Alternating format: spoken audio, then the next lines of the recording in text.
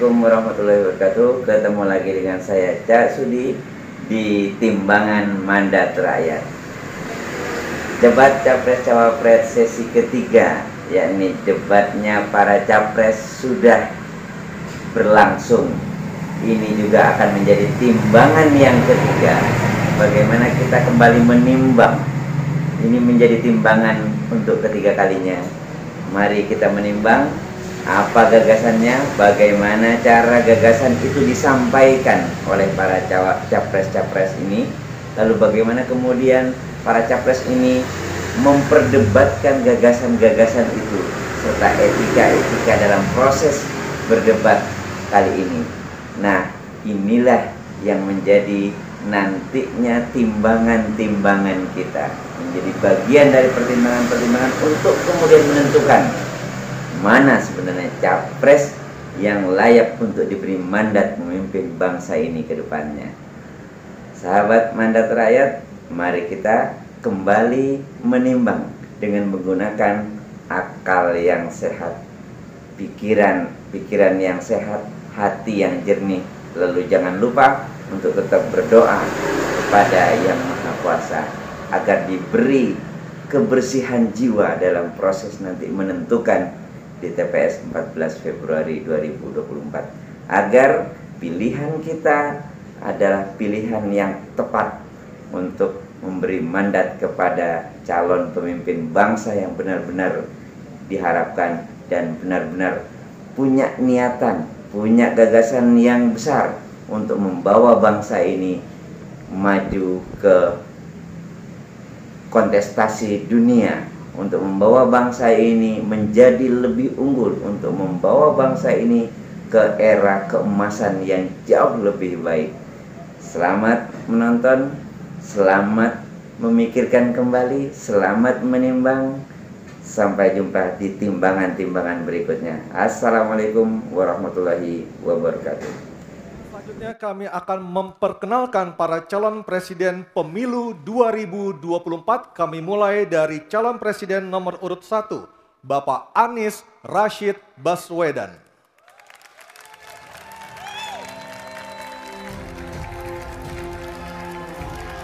Calon presiden nomor urut 2, Bapak Prabowo Subianto. Calon presiden nomor urut 3, Bapak Ganjar Pranowo.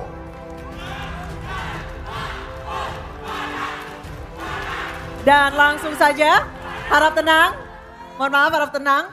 Dan langsung saja kita mulai debat calon presiden pemilu 2024. Dan pada sesi pertama kita akan mendengarkan visi misi dan program kerja masing-masing calon presiden 2024.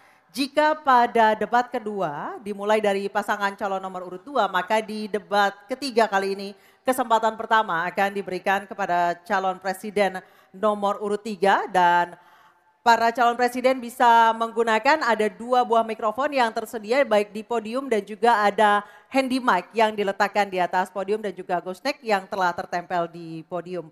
Untuk itu kami persilakan calon presiden nomor urut 3 Bapak Ganjar Pranowo menyampaikan visi misi dan program kerja. Kami persilakan Bapak untuk menuju ke podium. Dalam waktu 4 menit dimulai saat Bapak berbicara.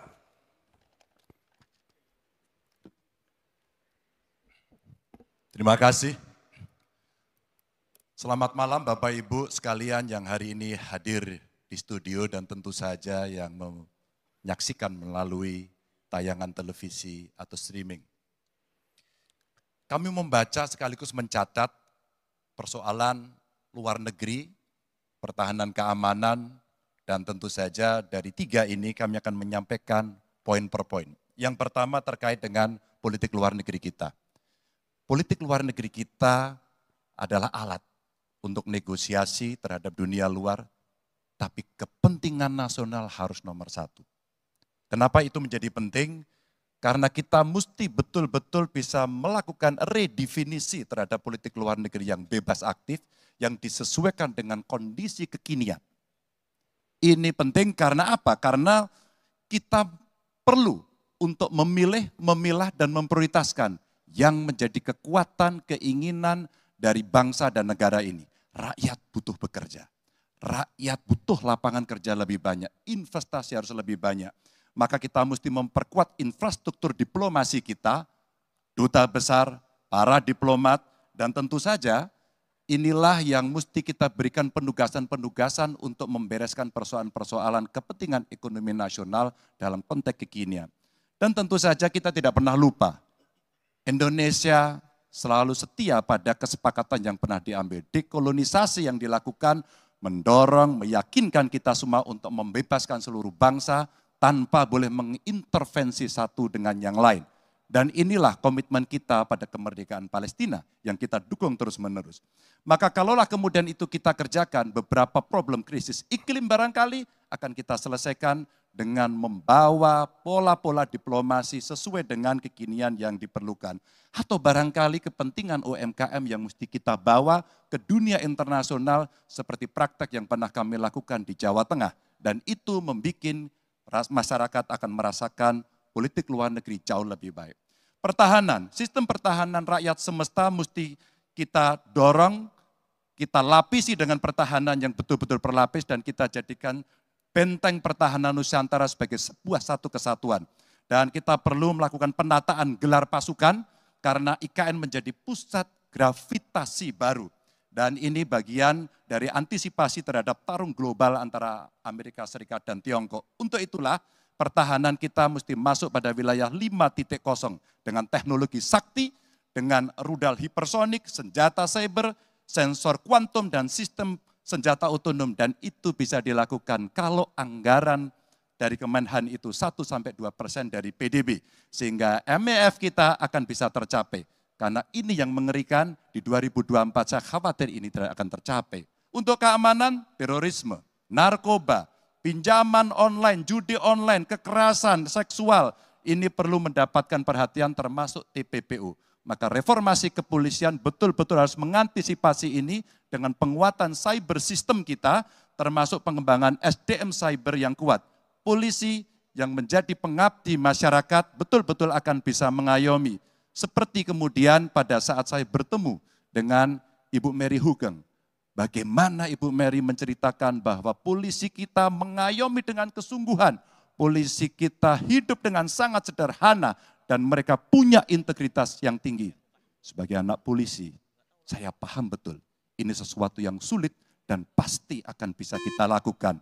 Dan tentu saja inilah capaian-capaian yang akan kita lakukan oleh Ganjar Mahfud. Bismillah, insya Allah kami siap. Baik, terima kasih Bapak Ganjar Pranowo. Kami persilakan kembali ke tempat Pak Ganjar. Kami persilakan kepada Bapak Anies Rashid Baswedan untuk menuju podium menyampaikan visi, misi, dan program kerja dengan waktu 4 menit.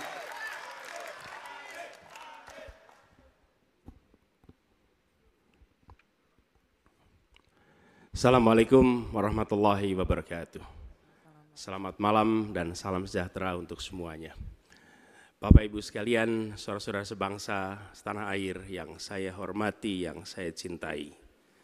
Ketika kepercayaan dari Ibu dan Bapak saudara sekalian diberikan kepada kami, maka kami insya Allah akan mengembalikan posisi Indonesia menjadi pelaku utama di dalam konstelasi global.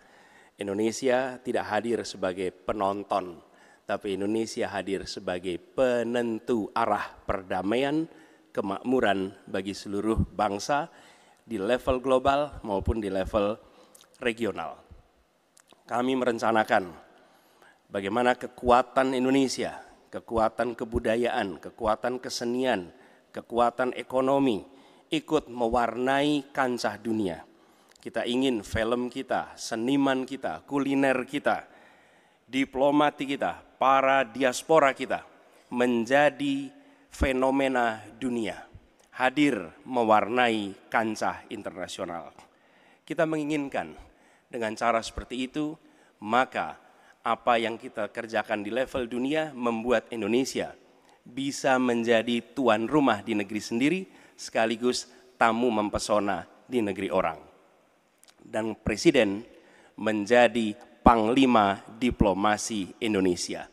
Bukan hanya hadir dalam forum-forum, tapi hadir mewarnai, hadir serius memperjuangkan amanat, termasuk amanat terpenting, menghapuskan penjajahan di muka bumi. Bukan sekedar statement dalam upacara, tapi Presiden dan seluruh jajaran diplomasi bekerja keras untuk itu, khususnya untuk Palestina. Tapi dalam kenyataannya, kita bicara tentang pertahanan di sisi lain. Kita menghadapi tantangan yang tidak kecil. Dalam beberapa tahun terakhir ini, lebih dari 160.000 orang meninggal, bukan karena serangan militer, tapi karena serangan virus. HP kita, komputer kita, diserang oleh cyber attack. Lebih dari 800 juta cyber attack. Perdagangan manusia, perdagangan anak. Bagaimana perempuan, anak-anak menjadi korban, lebih dari 3.000 orang. Dan narkoba menyerbu Indonesia. 4,8 juta orang terpapar narkoba. Keluarga-keluarga kita menderita karena narkoba ini. Dan itu pedih sekali. Itu tingkat keluarga. Pencurian ikan, pencurian pasir, itu menandakan bahwa kita kebobolan. Dan lebih jauh lagi, ironisnya, Kementerian Pertahanan menjadi kementerian yang dibobol oleh hacker di 2023. Sebuah ironi, karena itu kita ingin mengembalikan. Dan 700 triliun anggaran Kementerian Pertahanan tidak bisa mempertahankan itu, justru digunakan untuk membeli alat-alat alutsista yang bekas. Di saat tentara kita lebih dari separuh tidak memiliki rumah dinas. Sementara menterinya punya, menurut Pak Jokowi, punya lebih dari 340 hektar tanah di Republik ini. Ini harus diubah. Tambah lagi, food estate singkong yang menguntungkan kroni, merusak lingkungan, dan tidak menghasilkan. Ini harus diubah. Kami akan memulai dengan kepemimpinan yang menjunjung tinggi etika, kepemimpinan yang mengandalkan data, informasi, kapasitas yang serius. Kita ingin Republik ini berperan di level global, dijaga secara serius untuk rumah tangga, untuk nasional, sehingga kewibawaan kita adalah kewibawaan berdasarkan kekuatan. Untuk itu kita butuh perubahan. Terima kasih. Assalamualaikum warahmatullahi wabarakatuh. Baik, terima kasih Bapak Anies Baswedan, dipersilakan kembali ke tempat. Harap tenang. Harap tenang, harap Kita tenang sudah hadirin, paham? harap tenang dulu. Baik, selanjutnya kami persilakan kepada calon Presiden nomor 2 Bapak Prabowo Subianto untuk menuju podium menyampaikan visi, misi, dan program kerja. Harap tenang, ada waktunya. Harap tenang. Waktu Anda 4 menit dimulai ketika Bapak berbicara, silakan. Bismillahirrahmanirrahim. Assalamualaikum warahmatullahi wabarakatuh. Salam sejahtera kita sekalian. Shalom, Om Swastiastu, Namo Buddhaya, salam kebajikan. Bapak-bapak, ibu-ibu sekalian yang saya hormati. Malam ini kita membicara tema-tema yang sangat penting. Pertahanan, hubungan internasional, geopolitik, globalisasi, keamanan. Dengan demikian, kita kembali kepada dasar kita, tujuan nasional yang tercantum dalam Undang-Undang Dasar kita, dalam pembukaan Undang-Undang Dasar 1945, tercantum sangat tegas bahwa tujuan nasional kita yang pertama adalah melindungi segenap bangsa Indonesia dan seluruh tumpah darah Indonesia. Jadi, fungsi dari negara yang pertama adalah melindungi. Berarti pertahanan. Saudara-saudara, kita memahami negara kita sangat besar, sangat kaya.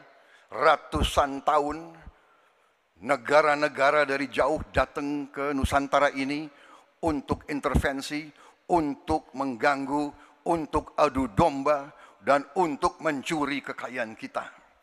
Sampai kita merdeka, kita pun harus berhadapan dengan kekayaan alam kita diambil dengan murah. Karena itu, untuk kita menjadi negara makmur, untuk kita menjadi negara sejahtera, untuk rakyat kita hidup layak, punya pekerjaan layak, kita harus menjaga kekayaan kita. Kita harus menjaga dan habis itu kita harus mengelola kekayaan kita. Saudara-saudara sekalian, politik luar negeri kita secara tradisi sejak awal kita merdeka adalah bebas aktif, adalah non-blok, tidak memihak, tidak ikut blok-blok, tidak ikut fakta. ini akan saya teruskan. Dengan hubungan baik dengan semua kekuatan, kita bisa mengamankan kepentingan nasional kita. Saudara-saudara sekalian, 1000 kawan terlalu sedikit, 1 lawan terlalu banyak. Kita akan menjalankan politik tetangga baik. Saudara-saudara sekalian, kita bertekad harus punya pertahanan yang kuat. Mungkin ada yang asal bicara tanpa data, ya kan? Mungkin didorong oleh ambisi yang menggebu-gebu sehingga tidak objektif. Saudara-saudara sekalian, saya sebagai Menteri Pertahanan berpegang kepada doktrin, kepada strategi nasional, dan semuanya adalah atas dasar kepentingan bangsa dan rakyat Indonesia, dan saya mampu mempertanggungjawabkan, dan saya berkeyakinan hanya dengan pertahanan yang kuat kita akan dihormati, kita akan menjaga kepentingan nasional kita. Kalau kita buka buku ilmu pengetahuan yang paling dasar, kekuatan nasional harus ada kekuatan militer. Tanpa kekuatan militer, sejarah peradaban manusia mengajarkan bahwa bangsa itu akan dilindas seperti di Gaza sekarang ini. Akan diambil kekayaannya, akan diusir dari tanah airnya. Tidak bisa tidak, kita harus kuat. Kita harus kuat. Terima kasih. Wassalamualaikum warahmatullahi wabarakatuh. Baik, waalaikumsalam warahmatullahi wabarakatuh. Kami persilakan kembali Pak Prabowo, kita berikan apresiasi yang paling meriah untuk para calon presiden pemilu tahun 2024. Sekarang diperbolehkan, silakan. Kami perbolehkan, silakan berikan apresiasi yang paling meriah. Oke, Aryo, tadi kita sudah dengarkan seperti apa visi misi dan program kerja dari para calon presiden. Nah, setelah jeda. Cukup. Cukup. Mohon tenang, mohon tenang. Baik, kita akan jeda terlebih dahulu setelah tadi kita dengarkan visi misi dan program kerja para calon presiden yang telah disampaikan. Nanti di segmen berikutnya akan kita perdalam lagi. Kita akan kembali dalam acara debat ketiga calon presiden pemilu tahun 2024. Ya. Menyaksikan debat ketiga calon presiden pemilu tahun 2024. Baik, harap tenang. Tenang dulu. Acara harus kita lanjutkan terlebih dahulu. Para hadirin, Bapak dan Ibu sekalian, kita sepakat ya untuk menjaga ketertiban. Baik, kepada 3 calon presiden, Bapak Anies Baswedan, Bapak Prabowo Subianto, dan Bapak Ganjar Pranowo dimohon maju ke podium. Kami persilahkan. Dan pada segmen kedua ini calon presiden akan menjawab pertanyaan yang telah dibuat 11 orang panelis yang telah dipilih oleh KPU yang berada di sebelah kiri dan kanan saya. Dan selain menjawab pertanyaan dari panelis, masing-masing calon presiden juga diberikan kesempatan untuk saling menanggapi dan saling merespon. Dan perlu kami sampaikan lagi, subtema debat malam hari ini ada 6. Yang pertama sesuai dengan yang ada daftarnya di depan saya, politik luar negeri, geopolitik, globalisasi, hubungan internasional, keamanan, dan pertahanan. Hadirin sekalian, pada segmen pertama penyampaian visi misi dimulai dengan calon presiden nomor urut 3, maka di segmen kedua ini pendalaman visi misi dan program kerja akan dimulai dengan calon presiden nomor urut 1.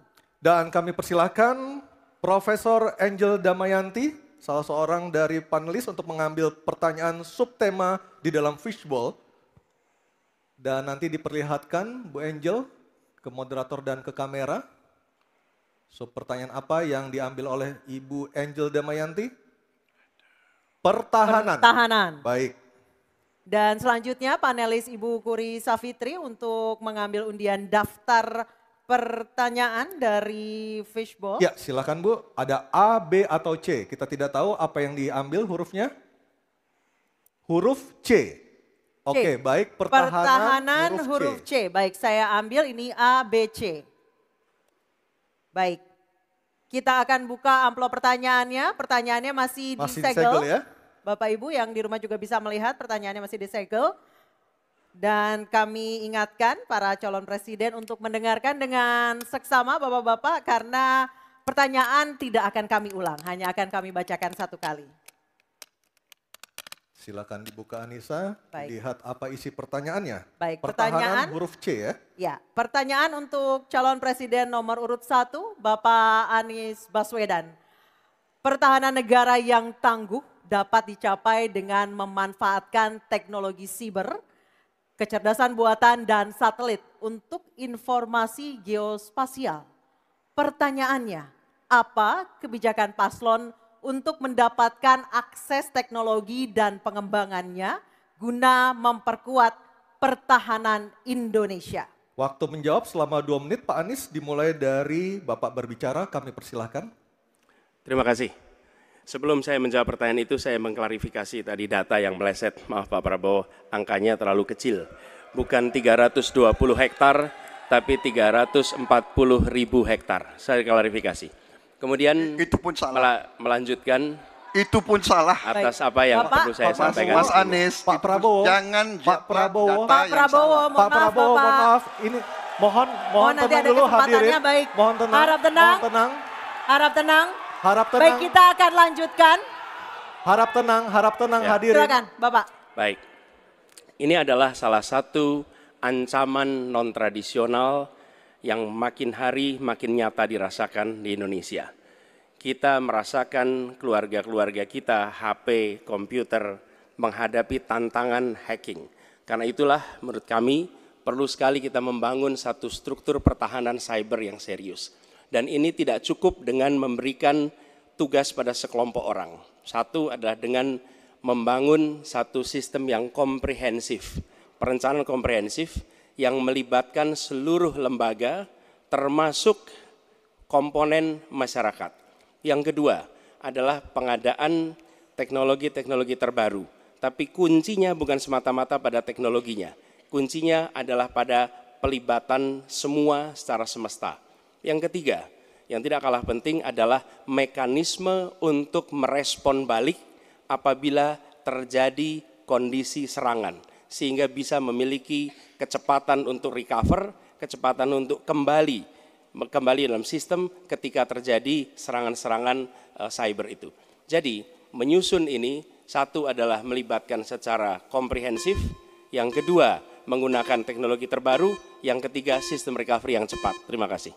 Baik, terima kasih Pak Anies. Kami persilakan kepada calon presiden nomor urut 2, Bapak Prabowo Subianto untuk menanggapi calon presiden nomor urut 1 dengan waktu 1 menit saat Bapak berbicara akan dimulai. Silakan Pak. Iya, sekali lagi ya saya berpandangan Pak Anies juga terlalu teoritis, semuanya bagus, indah, tetapi yang nyata tentang masalah AI, cyber, teknologi tinggi dan sebagainya adalah sumber daya manusianya, awaknya. Saya begitu jadi menteri, saya membentuk 4 fakultas baru di bidang sains, teknologi, engineering, dan mathematics. Kita menyiapkan putra-putri kita terbaik untuk menguasai teknologi, untuk menguasai sains, untuk menguasai artificial intelligence, untuk menguasai cyber. Bukan barang yang kita beli, kita harus kuasai know-how-nya, kita harus kuasai sistem yang harus kita pegang. Dan menurut saya itu adalah inti daripada masalah. Tidak hanya bicara-bicara yang baik-baik saja. Waktu sudah habis Pak Prabowo. Selanjutnya calon presiden nomor urut 3 Bapak Ganjar Pranowo untuk Baik menanggapi. hadirin kami harap tenang. Hadirin kami harap tenang. Silakan Bapak Ganjar Pranowo untuk menanggapi jawaban calon presiden nomor urut 1. Waktu Anda 1 menit dimulai ketika berbicara. Yang pertama kita mesti menguatkan BSSN. Dan kita penting untuk membuat security system yang baik. Bahkan selain membangun SDM dan infrastruktur yang baik, maka kecepatan internetnya dan coveragenya harus tinggi.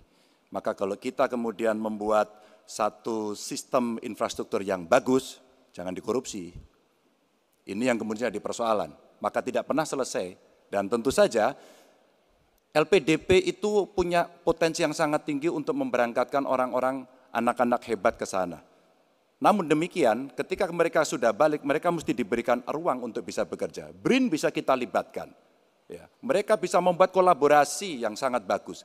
Bahkan kemudian pengamanan di kepolisian, saya kira perlu cyber institution yang dipimpin oleh Jenderal Bintang 3. Dan kita perlu duta besar cyber. Baik, masih ada sisa waktu. Ya. Baik, cukup. Dan sekarang Harap tenang. hadirin harap tenang, kita berikan kesempatan kepada 3 orang capres kita untuk berbicara. Kami persilakan pada Pak Anies untuk menanggapi 2 capres sebelumnya. Silakan Pak Anies, waktu 1 menit. Memang benar, membangun sistem itu salah satunya. Satu adalah perangkat lunak, satu adalah perangkat kerasnya. Dan itu salah satunya adalah seperti disampaikan terkait dengan sumber daya manusia. Persoalannya, kalau tadi disebut ada yang teoritis, ada yang kedua tidak dilaksanakan. Jadi selama 5 tahun ini, apa yang dikerjakan dalam mempertahankan sistem cyber kita? Mohon tenang. Justru di situ letak problemnya. Jadi ketika anggaran yang begitu besar dialokasikan justru bukan untuk mempertahankan yang hari ini menjadi serangan paling modern yang terjadi. Ini adalah ancaman yang paling nyata dan dirasakan di seluruh keluarga, bukan hanya di sektor pemerintahan. Karena itu menurut kami langkahnya investasi jangka panjang boleh, tapi manfaatnya itu baru dirasakan bisa 5 tahun, 10 tahun yang akan datang. Pertanyaannya hari ini dan kemarin apa? Dan itulah yang menjadi fokus kita. Segera siapkan sistemnya, segera siapkan orangnya, segera siapkan langkahnya. Baik, masih ada waktunya Bapak. Waktu Baik, habis. terima kasih. Harap tenang Bapak Ibu, Harap tenang, hadirin yang ada di acara sini. masih harus kita lanjutkan. Harap tenang Kita Bapak sudah dan Ibu. dengarkan bersama-sama tadi tata tertibnya seperti apa, mohon tenang. Kita lanjutkan, selanjutnya beralih ke pertanyaan kedua untuk calon presiden nomor urut 2 Bapak Prabowo Subianto. Untuk itu kami persilahkan kepada panelis Profesor Evi Fitriani untuk mengambil pertanyaan subtema di dalam fishbowl dan diperlihatkan kepada seluruh hadirin, moderator dan para calon.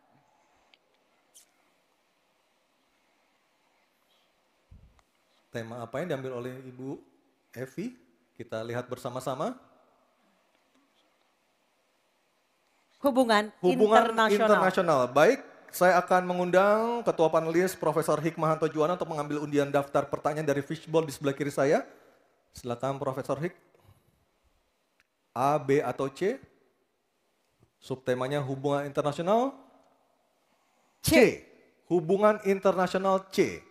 Oke. Baik, kita akan lihat hubungan internasional C. Ya, Baik, silakan terima kasih. Anissa. Masih tersegel. Masih tersegel dengan rapi. Bapak Ibu bisa melihat masih tersegel dengan rapi. Kita akan buka amplop pertanyaan sesuai dengan undian. Kami ingatkan kembali para calon presiden untuk mendengarkan dengan seksama karena pertanyaan tidak akan kami ulang. Pertanyaan untuk calon presiden nomor urut 2 Bapak Prabowo Subianto. Sebagai inisiator Dasasila Bandung 1955, Indonesia menginspirasi dunia dalam membangun kerjasama selatan-selatan. Pertanyaannya, apa strategi paslon untuk menyusun peta jalan yang lebih konkret dalam memperkuat kerjasama tersebut? Waktu Silakan. menjawab 2 menit Pak Prabowo, kami persilahkan. Baik, dalam hubungan internasional yang utama bagi Indonesia harus tentunya kepentingan geopolitik kita dan kepentingan ekonomi kita. Karena itu yang utama adalah kita harus memperkuat ekonomi dalam negeri Indonesia.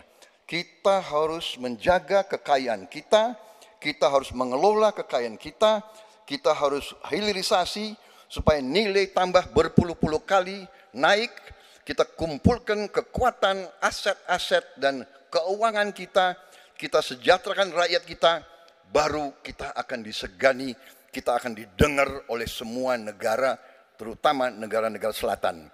Kita sekarang pun sudah jadi panutan bagi banyak negara di Afrika.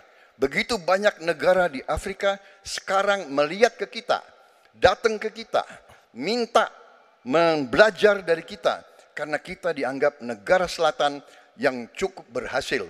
Inflasi rendah, pertumbuhan masih ada, neraca perdagangan kita bagus, surplus perdagangan mungkin 5 tahun berturut-turut, kita sekarang jadi panutan. Jadi leadership kita di dunia, di hubungan internasional akan tercermin dan terimpak oleh keberhasilan kita mengelola kekayaan kita, menghilangkan kemiskinan di negara kita, rakyat kita, meraih teknologi, menjadi negara industri, itu yang akan membuat kita memimpin dunia selatan. Terima kasih. Baik, terima kasih Pak Prabowo. Hadirin mohon tenang, kami persilakan kepada Pak Ganjar untuk menanggapi jawaban dari Pak Prabowo dalam waktu 1 menit dimulai saat Bapak berbicara. Kami persilakan Pak Ganjar. Selatan-selatan kita punya potensi yang hebat. Kita punya sumber daya alam yang sangat bagus. Kalaulah kita mau konsentrasi saja untuk bisa menuntaskan kekuatan yang berbasis pada sumber daya alam, ambil satu saja, teknologi baterai. Maka kalaulah kemudian kita akan bekerja sama dengan selatan-selatan, nikel kita miliki. Tapi boksit ya, kita bisa share dengan beberapa negara yang lain. Ada juga litium umpama dengan Argentina. Maka kalau kemudian ini kita konsentrasikan penuh, betapa kekuatan ekonomi akan besar, ini menciptakan lapangan kerja dan kita menyiapkan jemput bola SDM yang unggul untuk bisa meraih itu, dan kekuatan itu akan berimbas kepada rakyat kecil. 1, butuh lapangan kerja, 2, dia butuh daya beli yang baik, dan yang ketiga, mereka butuh pekerjaan karena ada lapangan kerja yang disediakan oleh pemerintah. Baik, waktunya habis. Baik. Harap tenang. Harap tenang. Selanjutnya giliran calon presiden nomor 1 Bapak Anies Baswedan untuk menanggapi. Waktu Bapak 1 menit dimulai ketika berbicara. Penjelasan tadi tidak menggambarkan tentang peran Indonesia di selatan-selatan. Itu hanya menggambarkan apa yang disampaikan Pak Prabowo tentang bagaimana kita membangun Indonesia. Dan ketika kita membangun dengan baik tidak otomatis selalu jadi contoh. Yang harus dilakukan adalah seperti yang dilakukan ketika era Bung Karno pada waktu itu, Ali Sastroamidjojo. Apa yang dikerjakan? Merangkul semua. Membawa apa yang menjadi agenda selatan-selatan, bukan menceritakan agenda kita. Semua orang bisa baca di Google tentang apa yang kita kerjakan. Tapi kalau kita menjangkau pemimpin-pemimpin selatan-selatan dan presiden menjadi panglima diplomasi, bukan sekedar hadir di forum-forum menjadi salah satu penonton, salah satu hadirin, tapi datang ke sana membawa ini agenda selatan-selatan. Apa misalnya? Kita berhadapan dengan climate crisis. Yang biaya untuk menghadapi climate crisis itu tinggi sekali. Dan ketika kita bicara dengan selatan-selatan, yuk kita bicara dengan utara. Bagaimana membiayai climate crisis sebagai satu kesatuan. Indonesia jadi pemimpin selatan-selatan. Baik. Baik, tenang. Hadirin kita harap tenang. Kembali kami berikan kesempatan kepada Bapak Prabowo untuk menyampaikan tanggapannya atas jawaban dari 2 capres sebelumnya. Kami persilakan Pak dalam waktu 1 menit. Saya kok banyak setuju dengan Pak Ganjar ya. Ya, kalau benar masuk akal, saya setuju. Kalau ngomong ya kumaha. Ya, jadi leadership apakah negara, apakah perorangan, tapi terutama juga negara harus dengan contoh ingarso sung telodo. Kita mau mimpin, kita mau bawa agenda, kita mau cerita itu cerita, omon, ya. Tak bisa. Kenapa negara-negara selatan sekarang melihat ke Indonesia? Karena kita berhasil membangun ekonomi kita. Jadi tidak hanya omon, kerjanya omon saja, nggak bisa, tidak bisa. Baik. Waktu habis Pak Prabowo, waktu habis. Baik, harap tenang dulu, kita akan beralih ke berikutnya. Baik, selanjutnya. Hadirin mohon kerjasamanya untuk tetap tertib. Mohon kerjasamanya sekali lagi. Baik, selanjutnya kita beralih ke pertanyaan untuk calon presiden nomor urut 3 Bapak Ganjar Pranowo. Untuk itu kami persilakan panelis Bapak Imade Andi Arsana untuk mengambil pertanyaan subtema di dalam fishbowl dan setelah terambil boleh langsung diperlihatkan. Ya, sudah ada 2 subtema yang kita bahas, ini adalah yang ketiga Anissa ya dan juga pemirsa. Subtema apa yang diambil?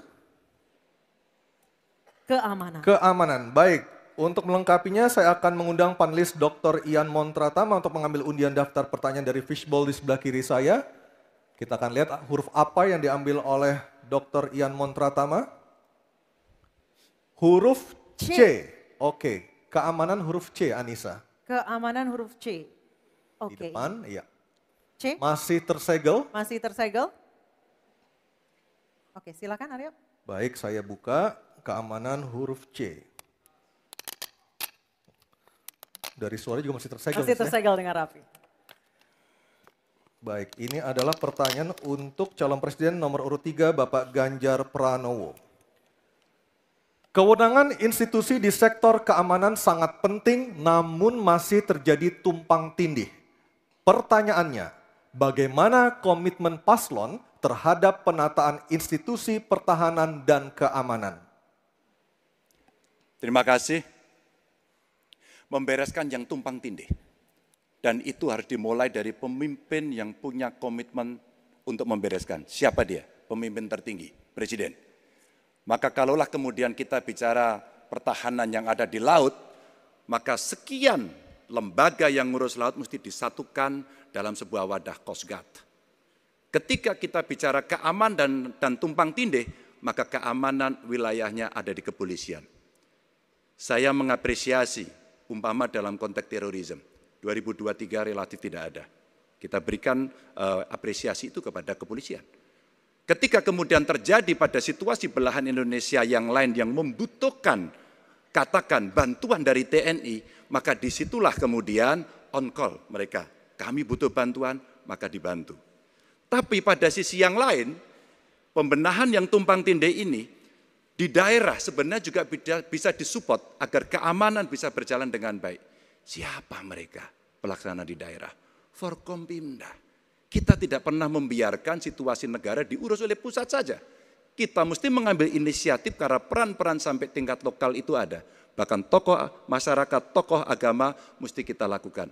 Maka seluruh yang tumpang tindih dari sisi regulasi, 1 perlu harmonisasi, 2 perlu sinkronisasi.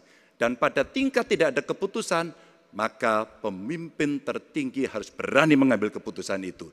Sehingga tumpang tindih yang selama ini selalu saja menjadi perdebatan yang tidak ada hentinya, maka diselesaikan di meja presiden. Dan itu saya kira sikap yang paling jelas untuk membereskan persoalan ini. Apapun dalam konteks eksekutif, maka pemimpin tertinggilah yang harus mengambil keputusan. Kecuali kita mesti berbicara dengan DPR, maka kita akan duduk bersama untuk membicarakan secara regulatif. Waktunya habis. Baik, terima kasih Pak Ganjar. Ada waktunya, harap tenang. Kami persilakan kepada calon presiden nomor 1 Bapak Anies Baswedan untuk menanggapi jawaban dari Pak Ganjar dalam waktu 1 menit. Kami persilakan Pak Anies.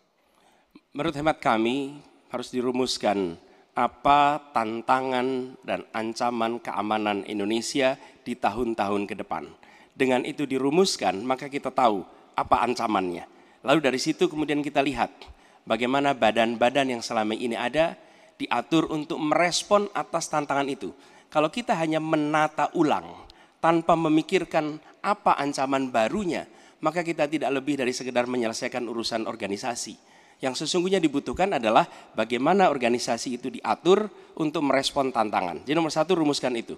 Kemudian yang kedua yang tidak kalah penting, libatkan semua unsur yang terbiasa di dalam menyusun ancaman tantangan organisasi. Sehingga kemudian penataan organisasi badan-badan bukan semata-mata karena selera pemimpin, tapi karena merespon atas ancaman itu. Dengan begitu, penataannya akan sesuai kebutuhan. Terima kasih. Waktu 1 menit sudah habis. Baik, terima kasih. Selanjutnya giliran calon presiden nomor urut 2, Bapak Prabowo Subianto. Hadirin kami harap tenang terlebih dahulu. Ada waktunya untuk menanggapi jawaban dari Capres nomor urut 3. Waktu Bapak 1 menit dimulai ketika berbicara. Baik ya, sekali lagi saya harus mengatakan, saya kok banyak sependapat dengan Pak Ganjar. Jadi benar tumpang tindih harus diselesaikan oleh pimpinan tertinggi dan itu saya kira bisa ya. Tapi benar saya juga harus mengatakan kita harus apresiasi prestasi TNI dan prestasi Polri dalam menjaga pertahanan keamanan, dalam mengatasi berbagai peristiwa-peristiwa yang pelik, harus kita akui, menghadapi terorisme, bom Bali, Peloso, dan sebagainya. Untuk itu, saya kira kalau saya dapat mandat, saya akan perbaiki kualitas hidup TNI, kualitas hidup Polri, memimpin supaya TNI dan Polri menjadi yang terbaik yang bisa kita bangun. Dengan keunggulan TNI dan Polri, Polri langsung di bawah Presiden, kita akan berbuat yang terbaik untuk rakyat kita. Terima kasih. Selanjutnya kita kembali ke calon presiden nomor 3, Bapak Ganjar Pranowo untuk merespon tanggapan dari kedua capres tadi. Waktu Anda 1 menit dimulai ketika berbicara, silakan. Ketika overlap kelembagaan ditanyakan kepada saya, maka saya sudah pelajari apa yang ada. Data, kondisi sosiologis, konflik antar kelembagaan, itu bukan tiba-tiba turun dari langit. Karena kami sudah baca datanya, kami melihat prakteknya, pengalaman kami 10 tahun di DPR dan 10 tahun di gubernur, cukuplah sudah untuk membuat analisis kondisi sosiologis yang ada. Maka tidak perlu lagi kita akan mengundang lebih banyak orang untuk meneliti starting from zero. Ini starting from the end. Dan kemudian kita mesti memutuskan cepat. Maka kalaulah kemudian seluruh data itu sudah ada di kepala kita, sudah tertuliskan dengan baik, maka yang diambil adalah keputusan karena kita punya konsep untuk memutuskan itu. Kecuali kita blank dan kita tidak pernah tahu dari mana Anda akan memulai. Karena saya tahu dari mana itu memulai. Terima kasih. Baik, terima kasih Pak Ganjar. 3 capres sudah memberikan jawabannya di segmen ini. Kita akan jeda terlebih dahulu dan kita masih akan terus kembali, Anissa ya. Betul, sejumlah gagasan nanti akan kembali disampaikan oleh para calon presiden 2024 dalam jawaban dan tanggapan para calon presiden. Kita nanti usai jeda dan pemirsa tetap bersama kami di debat ketiga calon presiden pemilu tahun 2024.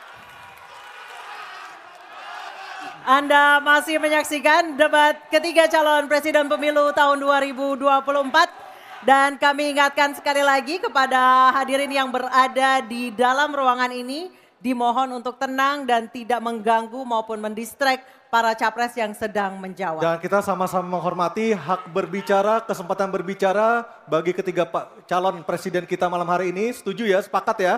Hadirin ya? Sepakat bisa semua? Bisa dijaga ya semua ya? Baik, baik. Kita akan lanjutkan acara kita malam hari ini. Kita sepakat untuk menjaga ketertiban. Baik, dimohon tenang. Baik. Kepada 3 calon presiden, Bapak Anies Baswedan, Bapak Prabowo Subianto, dan Bapak Ganjar Pranowo. Kita sudah sepakat, Bapak-Bapak, Ibu-Ibu. Sepakat tadi untuk menjaga ketertiban. Oke, kami mohon untuk menuju ke podium, Bapak-Bapak. Baik, di segmen ini kami akan kembali dengan pendalaman visi misi dan program kerja calon presiden 2024 dengan memberikan pertanyaan yang telah dibuat oleh 11 panelis. Namun sebelum itu kami ingatkan sekali lagi para hadirin dimohon untuk tenang dan supaya acara ini dapat berlangsung dengan kondusif. Dan menghormati hak berbicara. Betul. Calon presiden yang sedang berbicara, Nisa ya. Dan untuk segmen ketiga ini pertanyaan dimulai untuk calon presiden nomor urut 2 Bapak Prabowo Subianto dan kami persilakan kepada panelis Ibu Iren Gayatri untuk mengambil undian subtema pertanyaan di dalam fishbowl. Kami persilakan Bu Iren.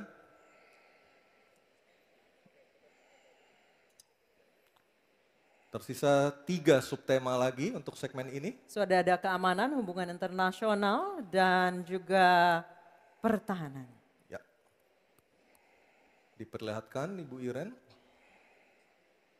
Politik luar negeri. Oke, baik. Politik luar negeri. Selanjutnya panelis Bapak Kusnanto Anggoro untuk mengambil undian daftar pertanyaan dari fishbowl dan mohon diperlihatkan huruf yang tertera. Huruf A, B, atau C yang akan dipanggil oleh Pak Kusnanto Anggoro. Silakan Pak Kus. Huruf C, politik luar negeri. Baik, saya akan ambil. Politik luar negeri. Amplopnya. C, politik luar negeri masih tersegel, silakan Anissa. Baik, ini amplopnya masih tersegel Bapak Ibu. Dan kami ingatkan sekali lagi para calon presiden untuk mendengarkan dengan seksama karena pertanyaan tidak akan kami ulangi. Dan pertanyaan untuk calon presiden nomor urut 2 Bapak Prabowo Subianto. Utang luar negeri adalah instrumen pembayaran yang sah. Namun ada risiko intervensi kedaulatan oleh negara pemberi utang. Pertanyaannya, apa kebijakan paslon untuk menghindari intervensi kedaulatan Indonesia akibat utang yang terus bertambah? Waktu menjawab 2 menit Pak Prabowo, kami persilahkan.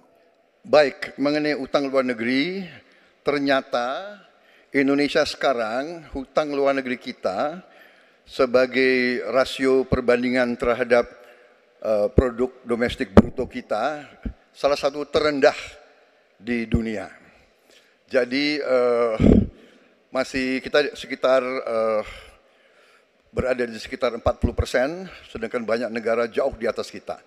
Kedua, kembali lagi dengan manajemen yang prudent, pengelolaan yang baik, dan dengan strategi ekonomi yang tepat, terutama dengan hilirisasi, di mana kita bisa mendapat keuntungan sebagai bangsa, ini memperkuat posisi tawar kita. Jadi saya kok tidak terlalu khawatir negara lain mau intervensi kita soal hutang. Kita sangat-sangat dihormati, kita tidak pernah default. Saya keliling seluruh dunia, mereka sangat hormat dengan Indonesia. Kita tidak pernah gagal hutang, dan saya sangat optimis.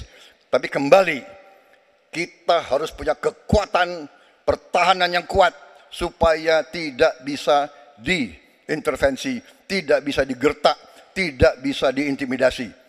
Hanya dengan kekuatan kita akan dihormati dan kita akan amankan kekayaan kita, amankan ekonomi kita, amankan pembangunan kita menuju Indonesia makmur, Indonesia kaya.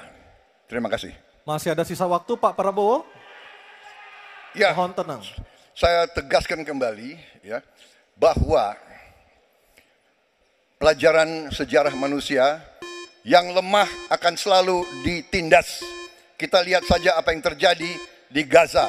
Kita tidak boleh lemah, kita tidak boleh Waktu habis. dilindas oleh bangsa lain. Pak Prabowo, kami persilahkan kepada calon presiden nomor urut 1 Bapak Anies Baswedan untuk menanggapi jawaban dari capres nomor urut 2 dalam waktu. Oke, silakan Anissa. Baik, selanjutnya capres nomor urut 2, jawaban capres nomor urut 2 akan ditanggapi oleh calon presiden nomor urut 3 Bapak Ganjar Pranowo. Kami persilakan Bapak, Anda 1 menit. Kita membaca buku Convention of Economic Hitman dari John Perkin bahwa hutang-hutang itu memang bisa mematikan. Maka hati-hati kalau mau hutang. Terutama pada infrastruktur yang punya risiko tinggi. Kita mesti hitung betul, kita mesti prudent betul. Karena ini pernah dilakukan dan membuat banyak negara kolaps karena hutang. Namun demikian, kalau mau pakai kekuatan dalam negeri, artinya wajib hukumnya kita mendorong ekonomi tumbuh 7%, kemudian govern berjalan bisa dengan baik, maka ICOR bisa turun 4%, dan kemudian kita mesti betul-betul anti korupsi. Kalau itu tidak dilakukan, maka tidak akan tumbuh ekonomi yang ada di tempat kita. Ease of doing business mesti dilakukan.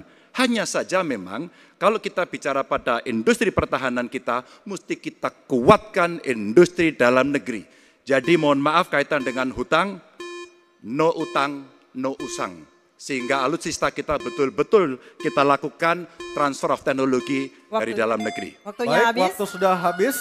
Mohon tenang, mohon tenang, mohon tenang. Sekali lagi mohon tenang. Kami persilakan kepada calon presiden nomor urut 1 Bapak Anies Baswedan menanggapi jawaban dari capres nomor urut 2 dalam waktu 1 menit Pak Anies. Sebaiknya disebutkan berapa persentase yang ideal Pak untuk kita di Indonesia. Kalau hanya mengatakan bahwa kita termasuk yang terbaik, berapa angkanya? Menurut hemat kami, kita harus bisa mencapai maksimal angka 30% dari GDP. Sehingga kita aman di situ, di bawah 30%. Dan itu caranya apa? Dengan satu menata hutangnya, yang kedua memperbesar GDP-nya.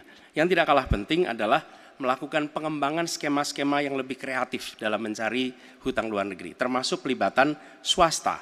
Lalu memastikan bahwa ada perluasan wajib pajak yang harapannya nanti akan memperkuat juga GDP kita. Di samping mengurangi kebocoran pajak. Dan hutang-hutang yang kita gunakan untuk aktivitas produktif. Jangan hutang itu digunakan untuk kegiatan yang non produktif.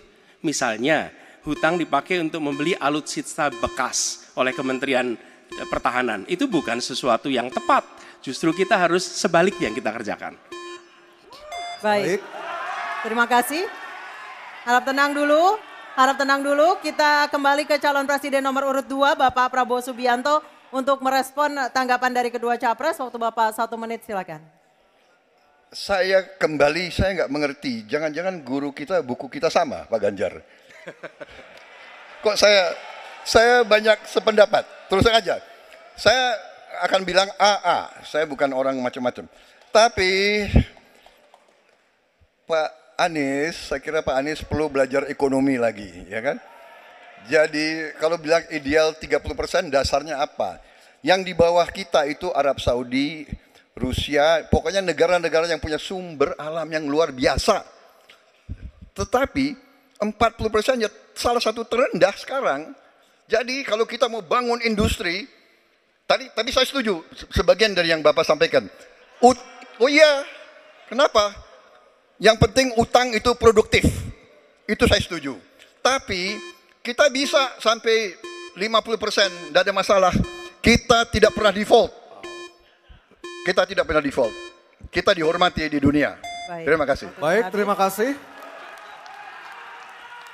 Baik, kita beralih ke pertanyaan untuk calon presiden nomor urut 3 Bapak Ganjar Pranowo. Kami persilakan panelis Laksamana TNI Purnawirawan Profesor Dr. Marsetio mengambil undian sub pertanyaan kelima dalam fishbowl. Baik. Tinggal tersisa 2 pertanyaan lagi. Apa yang diambil oleh Pak Marsetio? Kita perlihatkan ke kamera, Pak. Geopolitik. Baik, geopolitik adalah subtema kelima. Dan selanjutnya kami persilakan kepada panelis Bapak Philip J. Vermonte untuk mengambil undian daftar pertanyaan dari dalam fishbowl.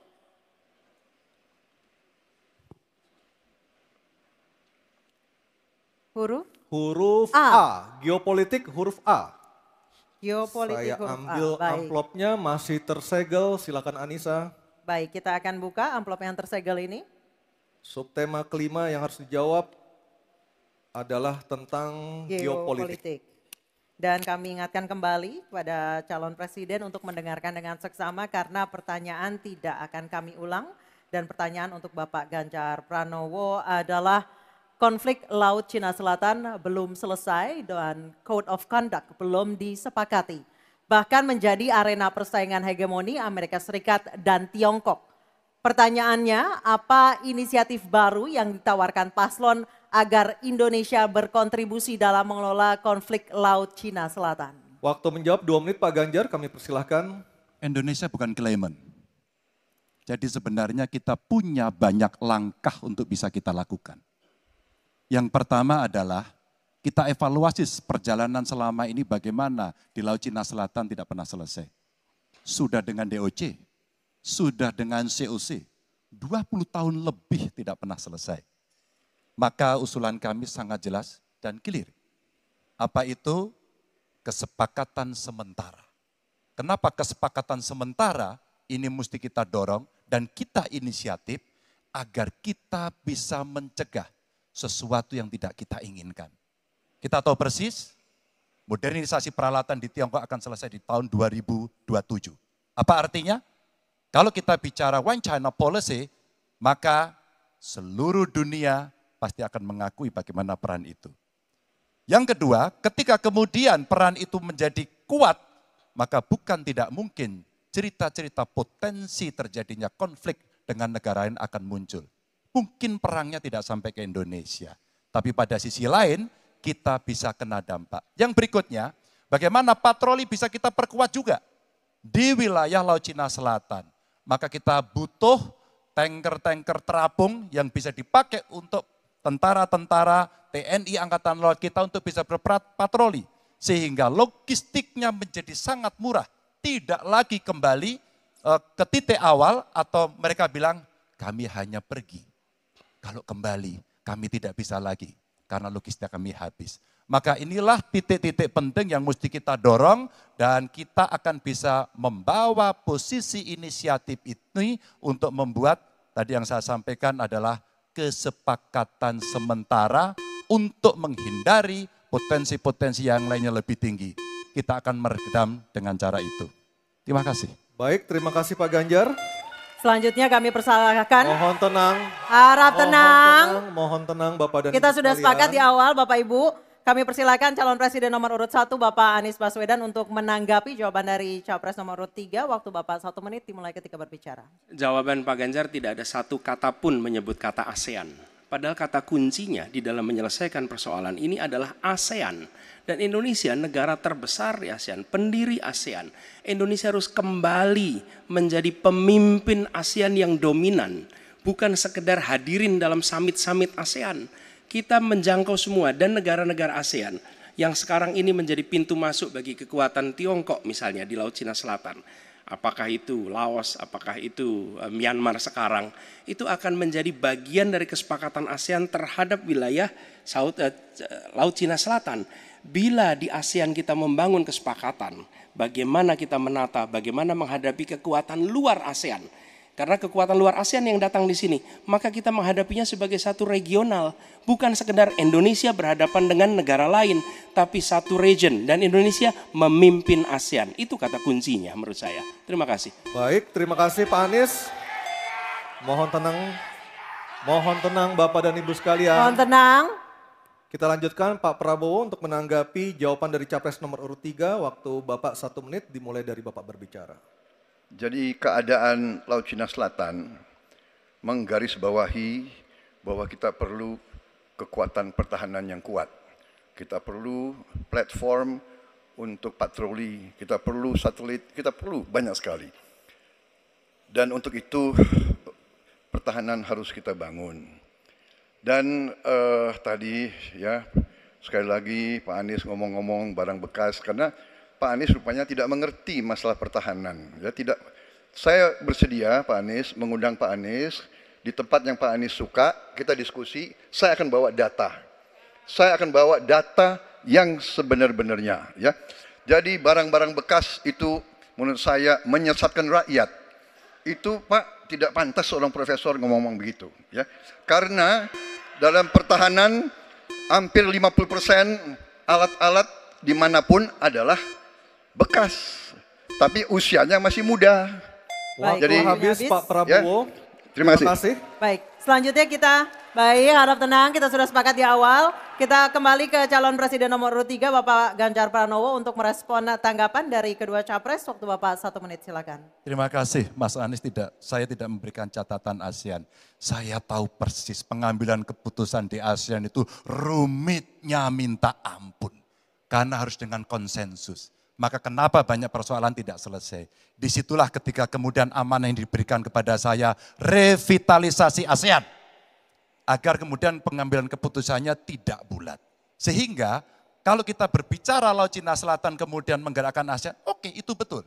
Tapi terbayangkan DOC, COC yang sudah lamanya minta ampun 20 tahun lebih tidak pernah selesai.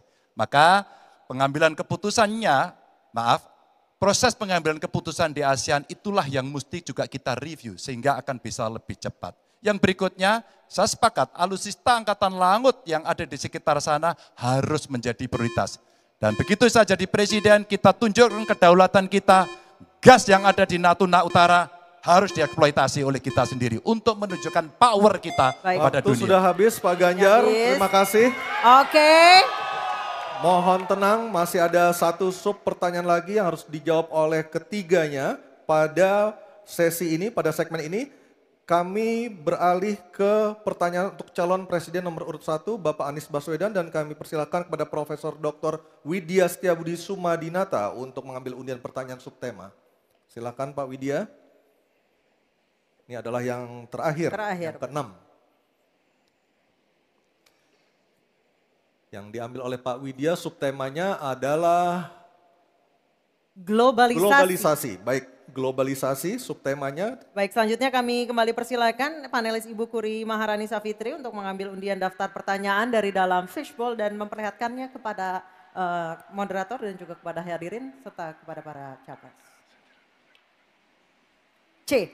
Globalisasi C. Baik, saya ambil amplopnya C, globalisasi masih tersegel. Anissa silahkan. Baik, sekali lagi masih tersegel. Ini globalisasi huruf C. Kita akan lihat bersama. Kami ingatkan kembali sekali lagi bagi para calon presiden untuk mendengarkan pertanyaan dengan seksama karena kami tidak akan ulang. Pertanyaan untuk Bapak Anies Baswedan adalah globalisasi membuka peluang masuknya budaya asing ke Indonesia, tetapi juga memungkinkan budaya Indonesia untuk mendunia. Pertanyaannya, bagaimana strategi paslon mempromosikan budaya populer Nusantara untuk mendukung pertumbuhan ekonomi nasional? Waktu Bapak menjawab 2 menit Pak Anies, kami persilahkan. Ya. Negara harus mengalokasikan sumber daya yang cukup di bidang kebudayaan. Bukan dipandang sebagai biaya, tapi dipandang sebagai investasi. Dengan begitu, maka karya-karya kita, dari mulai kuliner, karya seni seperti film, itu menjadi tumbuh berkembang dan kemudian bisa dibawa ke level global. Dan kita berencana di dalam diplomasi ini melibatkan semua, diaspora dilibatkan, mahasiswa dilibatkan, mereka yang berada di luar diajak menjadi bagian dari diplomasi. Kemudian yang tidak kalah penting, kita ingin membangun rumah kebudayaan Indonesia di tiap-tiap region di seluruh dunia. Sehingga di tiap-tiap region kita akan memiliki satu tempat di mana Indonesia menunjukkan karya budayanya, di mana kita menjual kepada mereka bukan sekedar komoditas-komoditas perekonomian, tapi juga kita menawarkan kepada mereka nilai karya budaya Indonesia. Kemudian kuliner, kita merencanakan untuk membantu mendorong tumbuhnya restoran-restoran, kafe-kafe Indonesia di berbagai kota besar di seluruh dunia. Sebagaimana sekarang di Jakarta kita menyaksikan banyak sekali restoran asing di sini. Kita harus memiliki rumah kuliner Indonesia di berbagai tempat. Dan itu siapa? Negara yang ada di belakangnya. Negara yang fasilitasi. Dengan begitu maka swasta yang terlibat akan bisa mengelola ini, tapi awalnya investasi dari negara. Dan lalu disiapkan kredit yang memungkinkan bagi usaha kecil mikro untuk menjadi bagian dari diplomasi kebudayaan Indonesia. Kemudahan di dalam permodalan, kemudahan di dalam mengakses pasar internasional, itu semua dilakukan supaya seluruh jajaran bisa terlibat di dalam kampanye diplomasi kebudayaan Indonesia. Terima kasih. Baik, terima kasih Pak Anies. Baik, selanjutnya calon presiden nomor urut 2. Harap tenang. Mohon tenang, Bapak dan Ibu, mohon tenang. Calon presiden nomor urut 2, Bapak Prabowo Subianto untuk menanggapi jawaban dari capres nomor urut 1. Waktu Bapak 1 menit, silakan. Saya kira yang disampaikan Pak Anies masuk akal ya, walaupun memang itu bersifat normatif ya. Memang kembali kalau dikatakan negara yang harus berperan, kuncinya adalah bahwa kita ini harus punya dana yang cukup. Kita harus punya tabungan yang cukup. Kita harus punya sovereign wealth fund yang cukup. Untuk itu kita harus punya laba yang cukup. Kita harus punya neraca perdagangan yang positif. Kita harus punya tabungan yang banyak. Dan untuk itu hanya bisa dilakukan dengan hilirisasi, dengan penghematan, dengan efisiensi, dengan penerimaan pajak yang baik dan yang efisien. Saya kira itu. Baik, terima kasih Pak Prabowo. Selanjutnya kita dengar, mohon tenang, kita dengar tanggapan ataupun jawaban dari calon presiden nomor urut 3 Bapak Ganjar Pranowo menanggapi jawaban capres nomor urut 1. Waktu Anda 1 menit Pak Ganjar, kami persilahkan. Teknologi digital sudah mendunia, kita semua menggunakan itu. Maka ada satu kata namanya viralisme. Maka ketika kemudian ada yang konvensional, kita mendorong agar para duta besar kita, diplomat kita untuk menjadi tenaga pemasar, mereka menjadi fasilitator, mereka juga kemudian mempromosikan yang ada di dalam negeri maupun menarik yang potensi di luar negeri ke dalam negeri dengan berbagai kerjasama dan fasilitasi dari negara, maka viralisme sebenarnya bagian yang bisa kita dorong dari tanah air sendiri. Kalau kita lihat Nicky, Rich Brian, Karina seorang intelektual yang hebat sekali yang menemukan antivirus. AstraZeneca. Dia diaspora yang hebat, kita promosikan, kita viralkan. Nicky Rich Brian, Voice of Baceprot yang kemudian mendunia kita fasilitasi, maka dialah yang akan bisa mendapatkan keuntungan dan sekaligus menjadi diplomat Baik. Indonesia. Sudah habis, Pak Ganjar. Oke, harap tenang. Mohon Harap tenang. Harap tenang. Selanjutnya kita kembali ke calon presiden nomor urut 1 Bapak Anies Baswedan untuk merespon tanggapan dari kedua capres. Waktu Bapak 1 menit, silakan. Terima kasih, kami bersyukur sekali bahwa Bapak-Bapak berdua sepaham dengan apa yang kami gagas. Dan ketika kami ditugaskan sebagai Presiden Republik Indonesia, sebagai Panglima Diplomasi, maka setiap kegiatan ke luar negeri adalah bersama dengan delegasi kebudayaan, delegasi seni. Dan datang ke pusat-pusat kegiatan kebudayaan, kesenian di negara-negara yang dikunjungi. Bukan hanya datang rapat lalu pulang, tapi datang di sana menemui aktivitas-aktivitas kesenian, kebudayaan, sehingga mereka pun menyadari bahwa Indonesia ini negeri yang kaya budayanya. Karena setiap presidennya datang, dia membawa delegasi kebudayaan, ditunjukkan di sana, bukan datang rapat, ikut lalu pulang. Dan dengan cara seperti itu, maka dunia akan menyaksikan. Ingat, setiap presiden datang sebuah negara, seluruh media di negara itu memperhatikan. Itu kesempatan luar biasa untuk mempromosikan Indonesia, dan itu yang kami kerjakan di samping yang sudah kami lakukan, kami katakan tadi. Terima kasih. Baik, terima kasih Pak Anies, Pak Ganjar, dan Pak Prabowo. Dan kami persilakan untuk para capres untuk kembali ke tempat duduk masing-masing.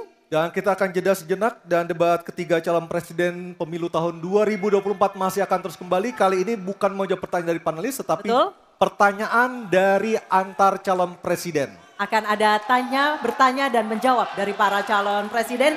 Dan kita akan kembali di debat ketiga calon presiden pemilu tahun 2024. Kali ini kami ingatkan sekali lagi para hadirin, Bapak Ibu yang berada di lokasi, yang berada di dalam ruangan. Mohon tenang. Sudah kita saksikan sama-sama tadi tata tertibnya, semua sepakat ya? Sepakat? Oke. Dan segmen ini adalah segmen yang paling mudah memancing keriuhan. Karena di segmen ini calon presiden bisa saling bertanya. Jadi kami mohon kerjasama dan komitmen dari para hadirin, dari Bapak dan Ibu sekalian untuk tetap menjaga ketertiban dan memberikan hak yang sama kepada calon presiden yang sedang berbicara untuk bisa menampilkan performa terbaiknya. Dan kami undang Pak Prabowo, Pak Ganjar, dan Pak Anies untuk maju ke podium. Kami persilahkan, Pak. Baik.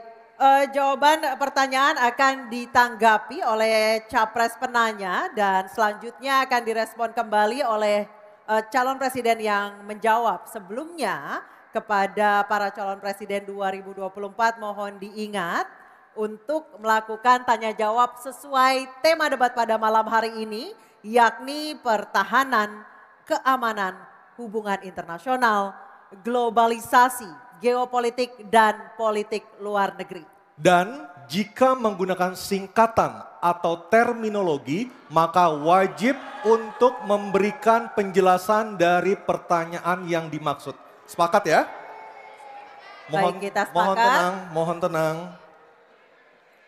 Dan kesempatan pertama di segmen ini kami berikan kepada calon presiden nomor urut 3 Bapak Ganjar Pranowo untuk bertanya kepada calon presiden nomor urut 1 Bapak Anies Baswedan. Waktu Pak Ganjar 1 menit dimulai saat Bapak berbicara. Mas Anies, anggaran pertahanan belum ideal. Tadi saya sampaikan kita perlu 1-2% dari PDB. Sekarang masih 0,78%. Ini data. Untuk beli alutsista masih harus ngutang dan utang kita di 2023 naik dari 20,7 miliar dolar menjadi 25 miliar dolar. Padahal target Renstra kita, perlu saya panjangkan, rencana strategis ya. Minimum essential force di 2024 tidak tercapai kira-kira. Karena sekarang hanya 65,49% dari target. Kira-kira menjadi pertanyaan saya nih Mas Anies. Apa solusi ekonomi pertahanannya untuk kita bisa mengejar ketertinggalan dan kemudian menyelesaikan persoalan-persoalan itu agar pertahanan kita menjadi strong? Baik, masih ada Bapak sedikit lagi? Cukup Pak. Baik, terima kasih Pak Ganjar. Mohon untuk tenang. Kami persilakan Bapak Anies Baswedan untuk menjawab waktu Ya. Bapak 2 menit. Silakan. Terima kasih Pak Ganjar. Jadi terkait dengan anggaran pertahanan, seperti tadi disampaikan kita masih di bawah. Kalau tadi disebutkan 0,78, kami memandang memang perlu sampai dengan 1–1,5% yang kita butuhkan.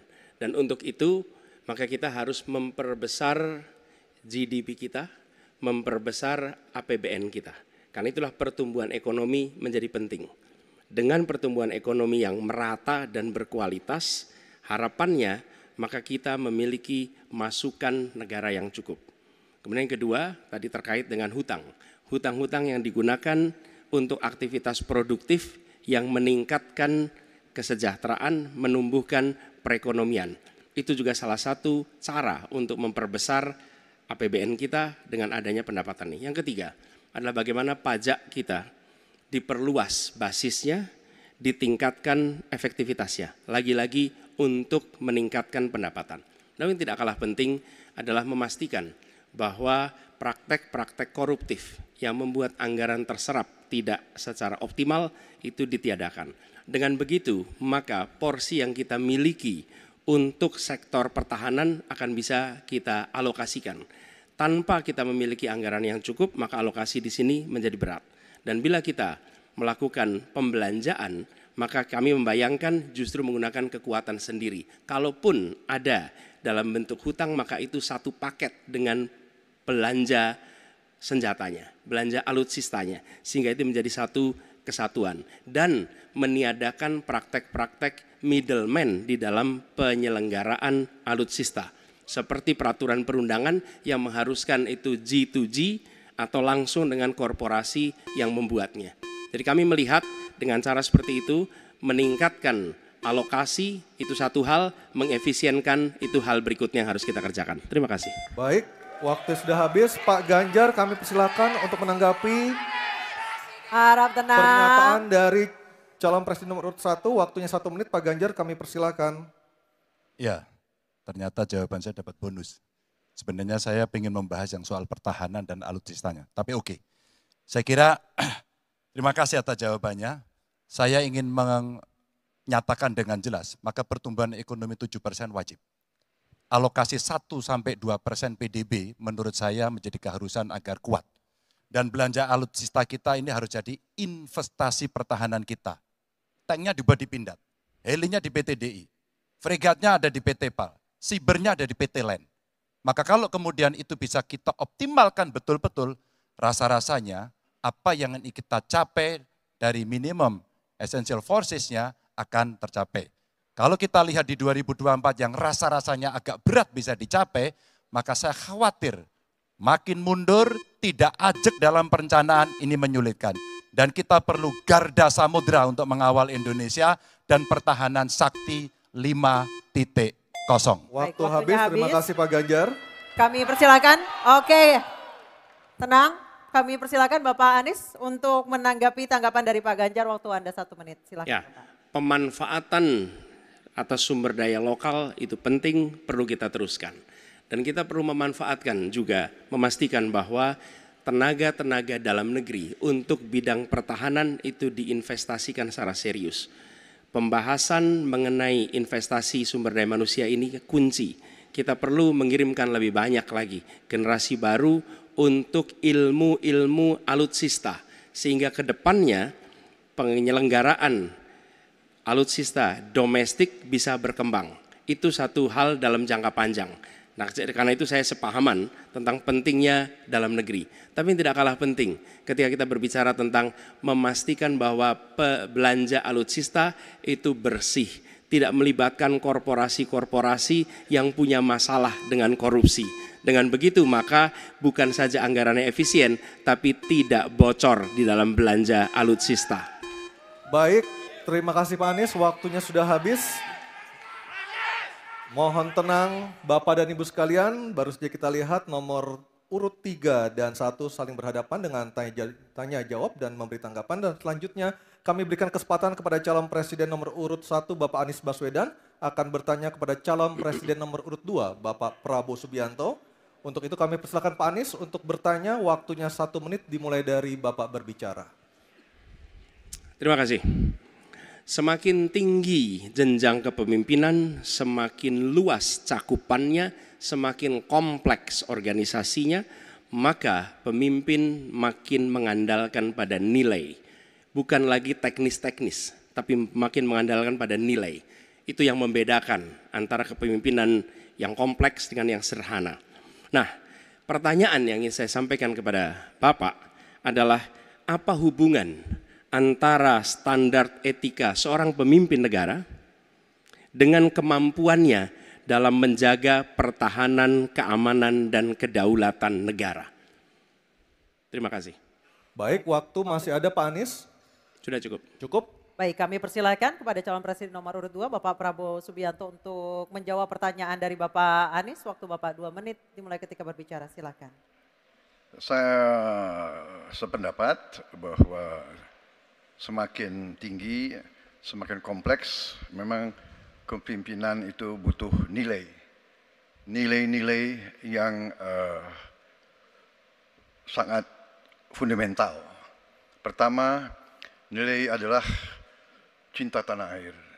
Kedua, kejujuran. Ketiga, kebersihan yang Bapak bolak-balik ngomong. Harus memberi contoh.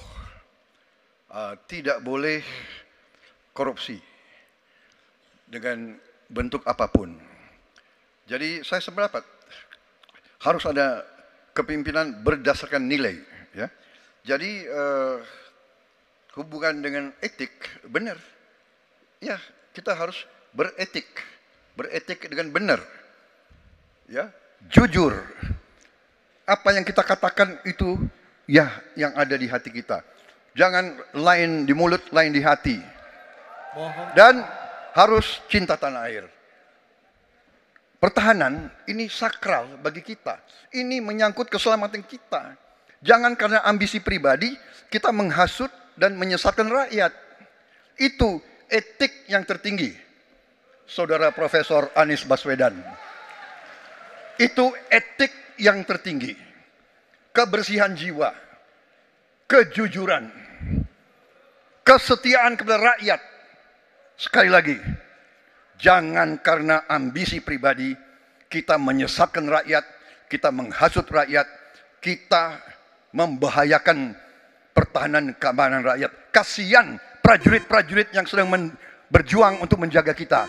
Polisi-polisi yang menjaga kita. Kasihan kalau ada calon-calon pemimpin yang kerjanya hanya menghasut saja. Waktu habis, terima kasih Pak Prabowo. Mohon tenang. Bisa tenang dulu Bapak Ibu, bisa tenang dulu. Oke, Mohon bisa tenang dulu. Baik, kita lanjutkan kepada Bapak Anies Baswedan menanggapi jawaban dan pernyataan dari Capres nomor urut 2 Bapak Prabowo Subianto. Waktunya 1 menit, silakan Pak Anies. Ketika dikatakan bahwa standar etika yang dipegang adalah tinggi, memang menjadi presiden, panglima tertinggi harus memiliki standar etika yang amat tinggi. Itu harus, karena dia akan mengambil keputusan, mengerahkan pasukan, dan ketika harus bertempur ada korban nyawa, itu keputusan-keputusan etika. Tapi dalam kenyataannya Pak, ketika Bapak memimpin di Kementerian Pertahanan, banyak orang dalam pengadaan alutsista, PT Teknologi Militer Indonesia, Indonesia Defense Security, lalu orang dalam pengelolaan food estate, lalu ada kejadian-kejadian di mana kita semua menyaksikan ketika ada pelanggaran etika dan Bapak tetap jalan terus dengan cawapres yang melanggar etika. Artinya ada kompromi atas standar etika. Standar etika ini fakta. Dan kemudian dalam pidato Bapak mengolok-olok tentang pentingnya etika. Saya tidak tega untuk mengulanginya. Pertanyaannya, apa penjelasan Pak Prabowo soal itu semua? Baik, waktu habis. Oke, harap tenang dulu, kita lanjutkan acaranya. Kami persilakan Bapak Prabowo untuk menanggapi pernyataan Bapak Anies Baswedan. 1 menit, silakan Bapak. Jadi, saudara-saudara, semua data yang saudara ungkapkan itu keliru semua. Jadi saya bersedia kita duduk, kita buka-bukaan, ya. Mau bicara food estate, mau bicara apa PT Teknologi Militer Indonesia, kita buka, iya kan? Jadi di mana masalahnya? Nah, saudara bicara etik, ya kan? Saya tuh keberatan karena saya menilai, maaf ya, karena Anda desak saya terus terang aja saya menilai Anda tidak pantas bicara soal etik. Itu saja. Saya merasa bahwa Anda itu posturing, ya. Anda tuh menyesatkan. Itu aja, ya. Saya boleh berpendapat kan? Saya menilai Anda tidak berhak bicara soal etik karena Anda memberi contoh yang tidak baik soal etik. Terima kasih. Mohon tenang, mohon tenang. Oke. Harap tenang, kita sudah sepakat Bapak Ibu yang ada di ruangan. Baik, sekarang saatnya kita akan melihat calon presiden nomor urut 2 dan 3 saling bertanya dan menanggapi. Diawali dengan calon presiden nomor urut 2 Bapak Prabowo Subianto bertanya kepada calon presiden nomor urut 3 Bapak Ganjar Pranowo. Kami persilakan Pak Prabowo, waktunya 1 menit. Baik, Pak Ganjar. Pak Ganjar mengatakan bahwa anggaran pertahanan kita sebaiknya naik 1-2%. Dan bahwa kita harus membangun industri pertahanan dalam negeri yang kita utamakan. Pertanyaan saya, kalau kita menaikkan sampai dengan 1-2%, bagaimana sikap Bapak dalam mengambil keputusan tentang teknologi yang mana yang kita prioritaskan dalam peningkatan pertahanan itu? Postur mana? Daratlah, lautlah, udara, atau ketiga-tiganya, atau kita mengarah ke teknologi yang lebih canggih lagi. Terima kasih. Baik, masih ada waktunya Bapak? Cukup. Baik. Kami persilakan Bapak Ganjar untuk menjawab pertanyaan dari Pak Prabowo. Waktu Anda 2 menit, silakan Bapak. Terima kasih. Mudah-mudahan saya didudukkan di tengah memang agak mendinginkan dua kawan saya kiri kanan. Terima kasih Pak Prabowo. Mana pilihannya dari matra itu? Proporsional Pak. Tapi tidak ada serangan yang akan masuk melalui darat karena kita negara archipelagic. Maka yang mesti diperkuat hari ini adalah laut. Prioritas. Laut, mereka butuh sonar Pak. Mereka butuh sensor-sensor Pak. Dan hari ini mereka menyampaikan kepada saya kebutuhan itu nomor 1 hari ini. Yang berikutnya tentu udara. Kenapa udara? Kami tidak bisa Pak. Dan saya senang kalau nanti Bapak dalam forum ini menjelaskan ide Bapak untuk membeli pesawat bekas. Kenapa ini menjadi penting? Kami tidak rela dengan statement Bapak tadi yang saya dukung Pak. Kasihan prajurit. Pak kalau pilotnya itu mesti dilatih 3 tahun, pesawatnya bekas Pak. Dan dia harus datang lagi, pelatihan lagi Pak. Dengan resiko yang sangat tinggi, tentu itu sangat berbahaya. Maka peningkatan itu Pak di awal saya sampaikan, kenapa pertumbuhan harus tinggi? Kenapa industri dalam negeri menjadi prioritas? Bahkan saya sebut tadi, tank dibuat di mana, heli, fregat, cyber dibuat di mana, agar kita bisa konsisten dalam perencanaan pembangunan, termasuk ketika kita membuat kapal selam yang sudah dimulai dari PT PAL. Yang kerjasamanya kalau tidak salah Bapak batalkan dengan Korea Selatan. Tolong Pak kalau saya keliru, ini kesempatan Bapak Yang untuk mana? bisa Yang menjelaskan. mana dibatalkan? Dengan PT PAL yang kerjasama dengan Korea Selatan. Kapal selam. Pak Prabowo, Jadi nanti itu. Ini nggak apa-apa kalau saya terima sebenarnya debat sebenarnya seperti ini. Kalau boleh tanya jawab langsung. Baik, silakan Bapak Ganjar, silakan. Silakan Oke. lebih menarik. silakan Pak dilanjutkan, masih ada waktu. Masih ada waktu Pak Ganjar. Ya, ya karena sudah selesai. The stage is yours Pak, silakan. Baik, silakan Pak Prabowo, waktunya 1 menit.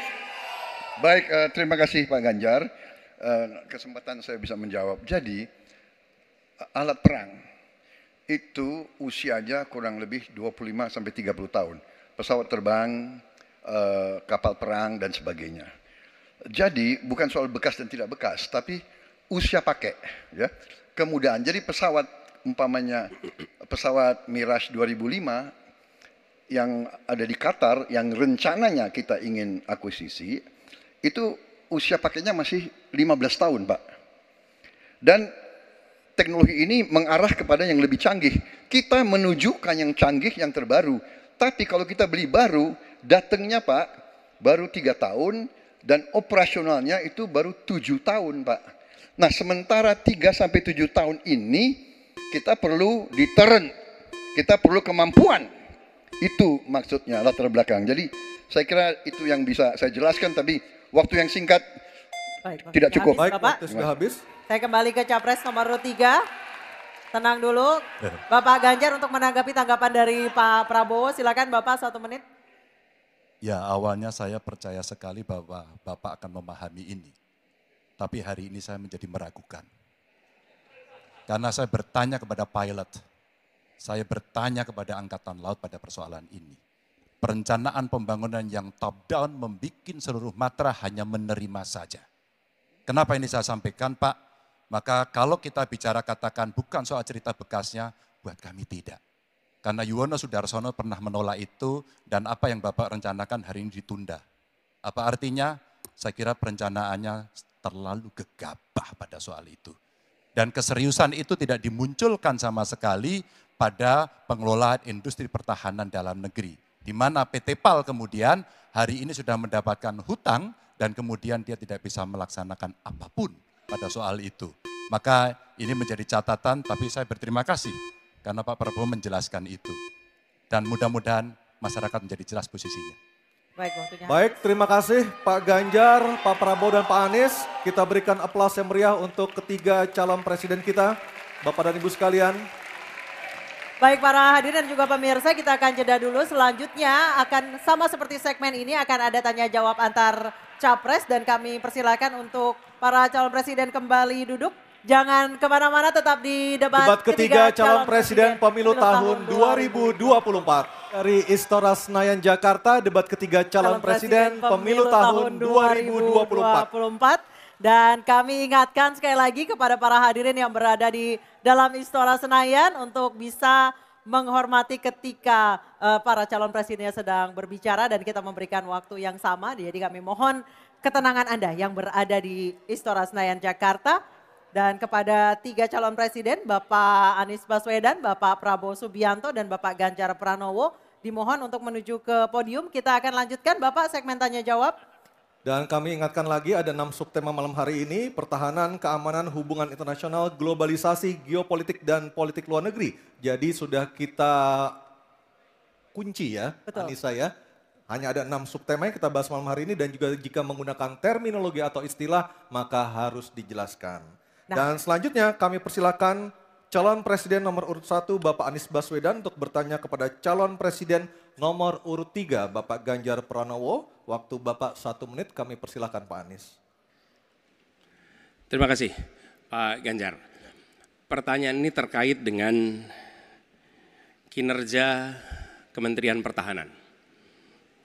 Ketika tadi kita bahas sama-sama situasi pertahanan kita, Bapak tadi membahas tentang bagaimana belanja alutsista, bagaimana rencana tentang minimum force itu bisa dicapai dan lain-lain. Bapak melakukan review itu.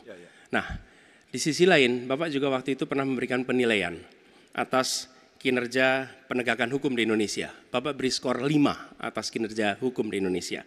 Pertanyaannya sekarang terkait dengan pertahanan, berapa skor yang Bapak berikan atas kinerja Kementerian Pertahanan yang dipimpin oleh Bapak Prabowo? Silakan Pak Ganjar. Baik, masih ada waktunya Pak Anies? Cukup Pak Anies? Cukup. Baik, langsung saja kami persilakan Pak Ganjar untuk menjawab pertanyaan dari Pak Anies. Waktu Bapak 2 menit dimulai ketika berbicara, silakan. 5 juga. Saya punya datanya dan kemudian akan saya sampaikan. Maka di meja saya sudah saya siapkan data satu persatu. Namun demikian Mas Anies, tentu saja ada yang ingin saya sampaikan dari apa yang tadi sudah saya utarakan.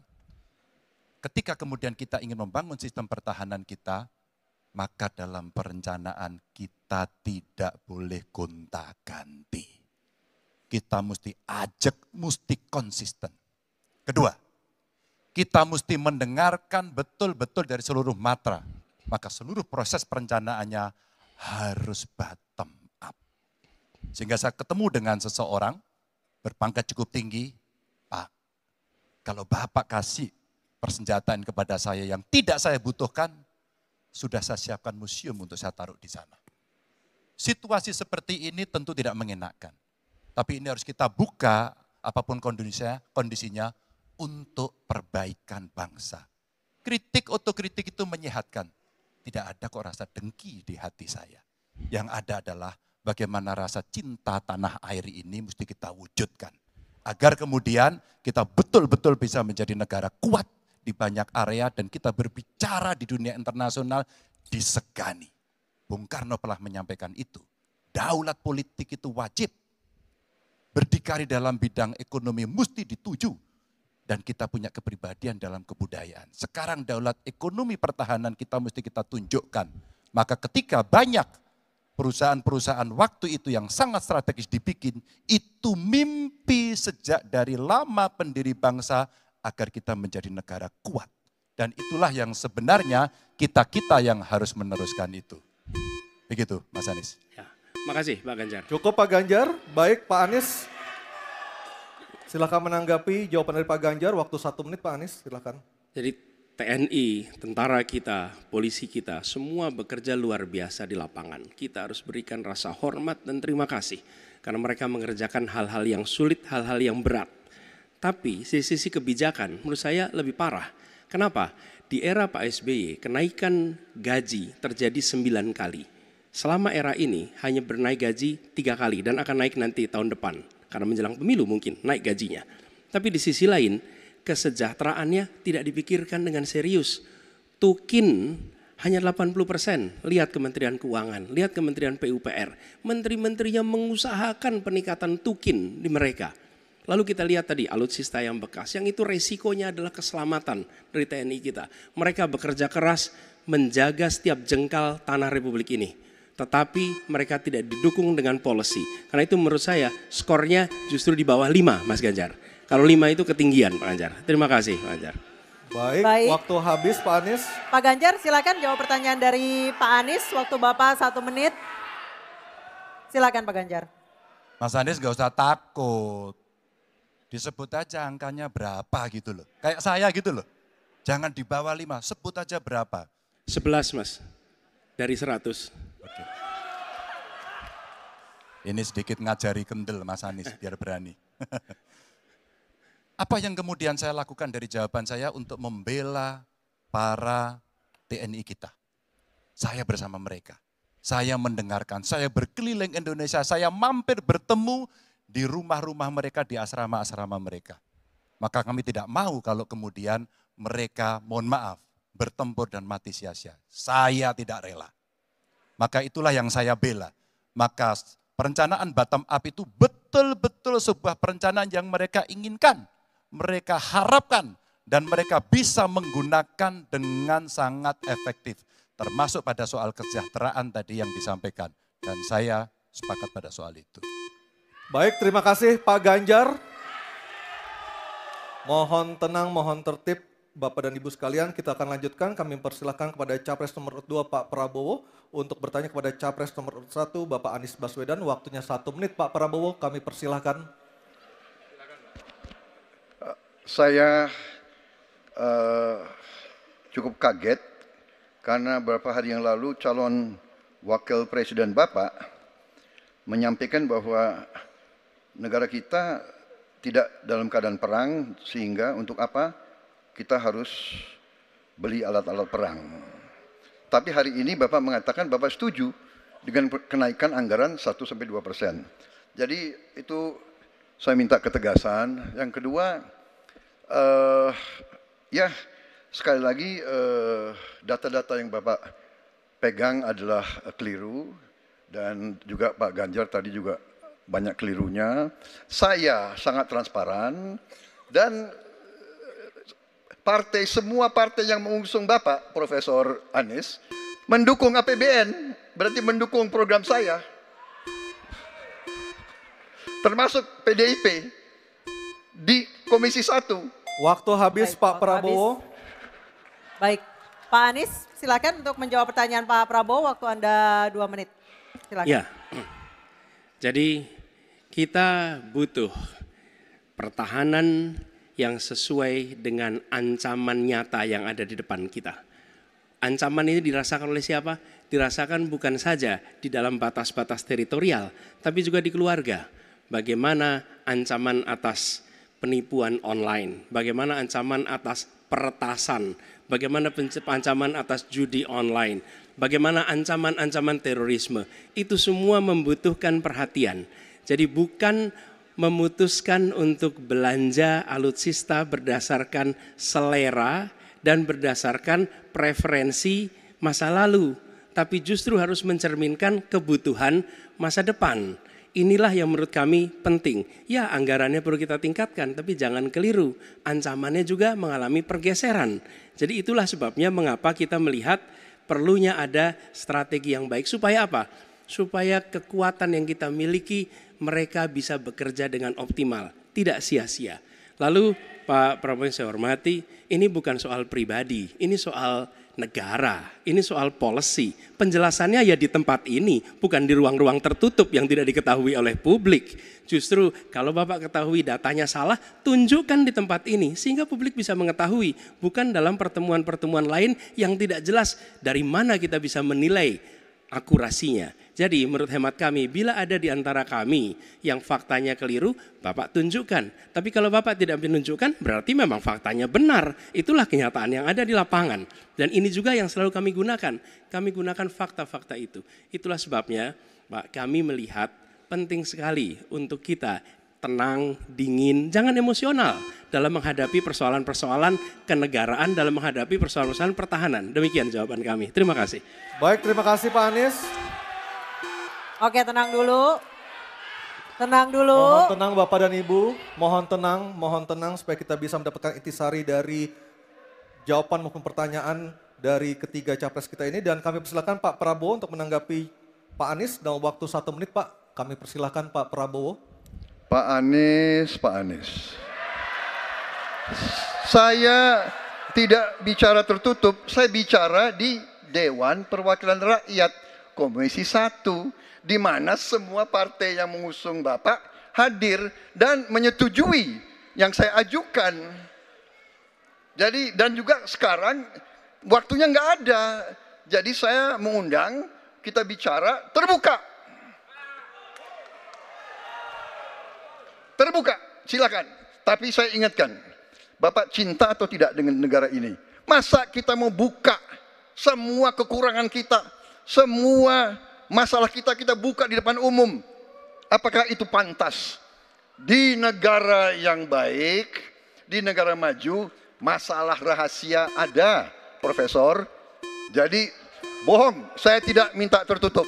Saya terbuka, Komisi DPR terbuka. Baik, waktunya habis. Waktu habis Pak Prabowo, waktu habis.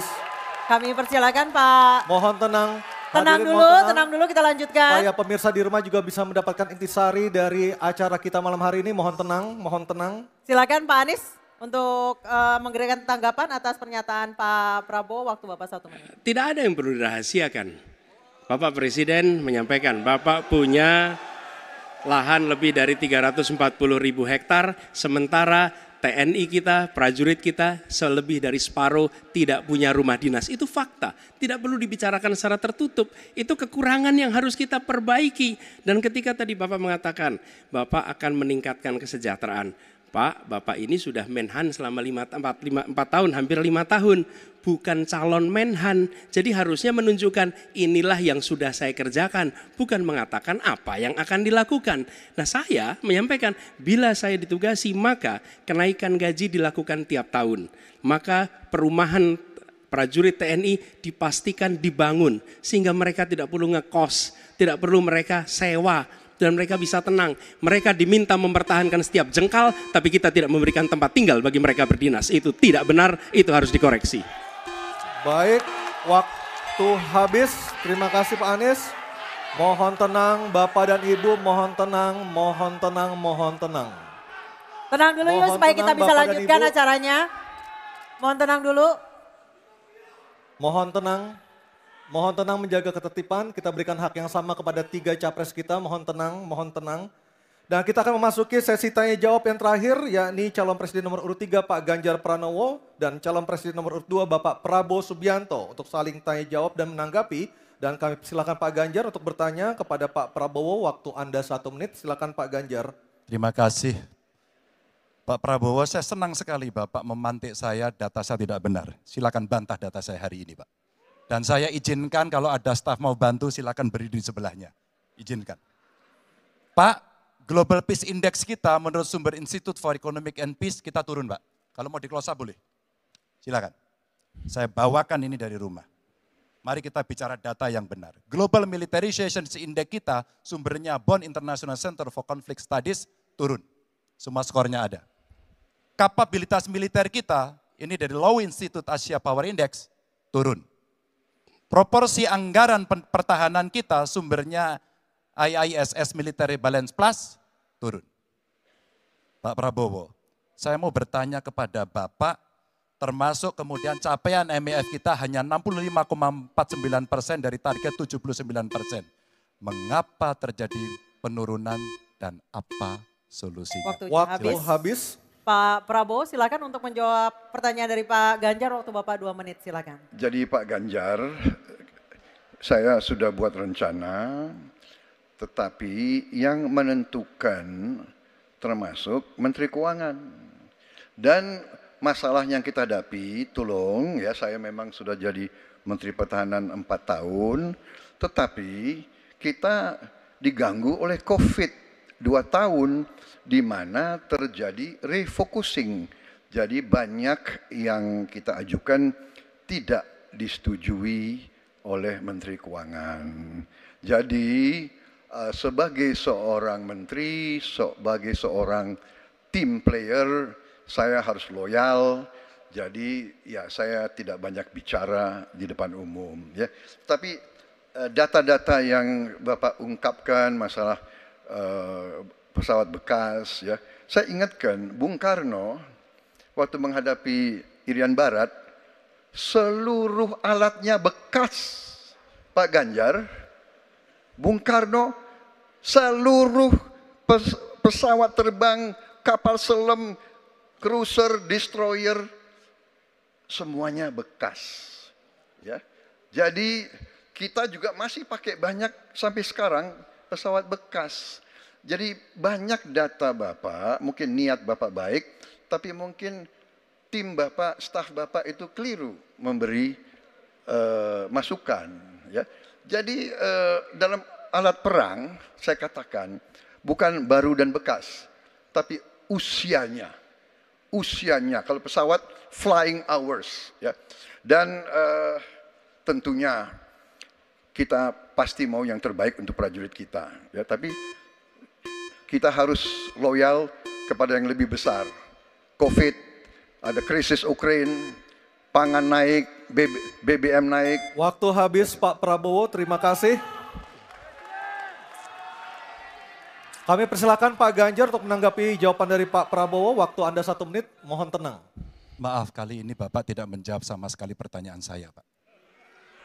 Saya pengen data yang Bapak katakan salah, data pertahanan Anda ini, Anda pertahanan saya, silahkan Anda bantah di sini.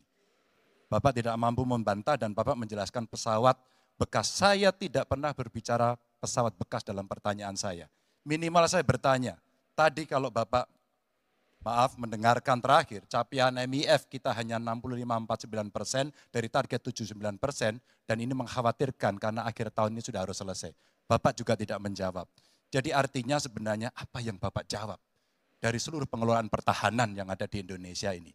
Sungguh-sungguh saya meragukan itu karena data ini kemudian Bapak tidak mampu membantah di sini.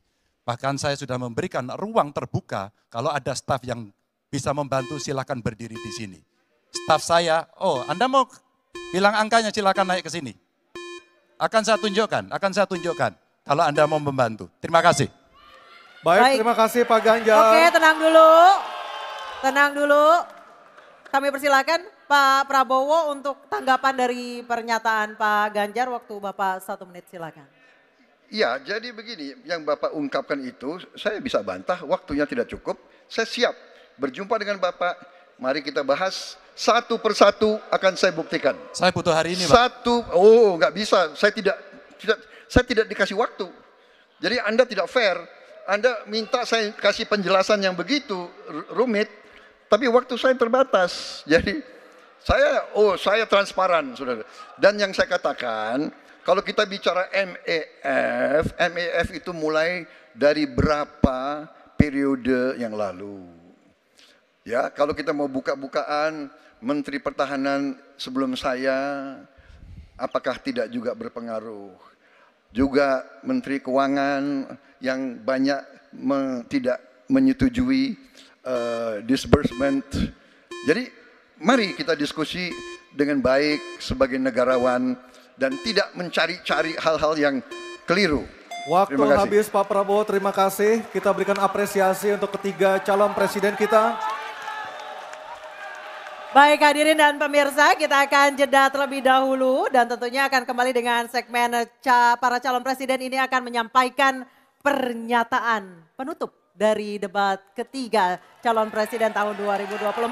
Tetap bersama kami di debat ketiga calon presiden tahun 2024. Pemirsa, Anda masih bergabung bersama kami dari Istora Senayan Jakarta dalam acara debat ketiga calon presiden pemilu tahun 2024. Mohon kerjasamanya Bapak dan Ibu sekalian karena ada jutaan orang di rumah yang berhak juga mengikuti acara ini dengan ketenangan nih saya untuk bisa mendapatkan intisari dari debat ketiga ini. Dan kita sudah sepakat sejak awal dan juga sudah tertera jelas di tata tertib bahwa Bapak Ibu yang ada di sini harus tenang.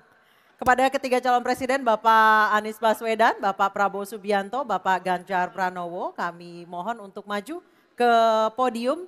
Segmen ke-6 ini adalah segmen terakhir di mana para calon presiden akan menyampaikan pernyataan penutup. Dan kesempatan pertama kami berikan kepada calon presiden nomor urut 2 Bapak Prabowo Subianto menyampaikan pernyataan penutupnya dalam waktu 2 menit. Kami persilakan Pak Prabowo Subianto. Saudara-saudara sekalian, kita patut bersyukur bahwa dalam beberapa dasawarsa ini negara kita terhindar dari konflik bersenjata dengan negara asing.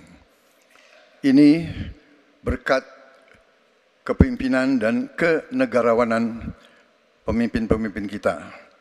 Untuk itu, saya ucapkan terima kasih dan saya mengajak kita semua mengucapkan terima kasih kepada semua pemimpin dan presiden kita terdahulu. Juga saya bertekad manakala saya menerima mandat dari rakyat untuk tetap menjalankan politik bebas aktif, non-blok, menghormati semua negara, menjadi tetangga baik bagi semua negara di kawasan kita, menjaga jarak yang tidak terlalu jauh tapi juga tidak terlalu dekat dengan semua kekuatan, menjalin kerjasama ekonomi. Saya juga ucapkan terima kasih dan mengajak semuanya mengucapkan terima kasih kepada seluruh prajurit TNI dan Polri dan ASN di seluruh Indonesia yang telah bekerja keras untuk menjaga kita sehingga kita seperti sekarang siap untuk tinggal landas, siap untuk bangkit menjadi negara maju. Kita perlu untuk mempertahankan sistem yang sudah baik. Saya akan teruskan TNI dan Polri tetap berada langsung di bawah kendali Presiden untuk mempercepat reaksi dan memperpendek rentang kendali dan rentang komando. Saya juga akan memperbaiki kesejahteraan dan kualitas hidup TNI, Polri, dan ASN secara signifikan. Saya mengajak semua bangsa bersatu, rukun, dengan kerukunan, dengan persatuan, kita akan jadi kuat. Waktu habis, terima kasih. Bapak Prabowo Subianto, terima kasih. Baik, selanjutnya kami berikan kesempatan. Baik, oke tenang dulu. Kami beri kesempatan untuk calon presiden nomor urut 3 Bapak Ganjar Pranowo untuk menyampaikan pernyataan penutup. Waktu Bapak 2 menit, silakan. Terima kasih. Untuk mengakhiri ini tentu saja saya ingin membacakan kembali data, saya khawatir kita keliru. Kalau dari buku Himpunan RKAKL 2019-2004, anggaran Kementerian Pertahanan 2019 107,158, 2020 127,358, 2021 136,996 triliun. Ada peningkatan. Maksud saya agar kita tidak keliru pada soal data. Dan capaian IMF kita dari data lakibnya Kemenko Polhukam yang dipublish secara terbuka, karena kami tidak bisa mendapatkan data dari Kemenhan secara terbuka, maka minimum essential force kita memang kemungkinan akan berat untuk bisa terpenuhi.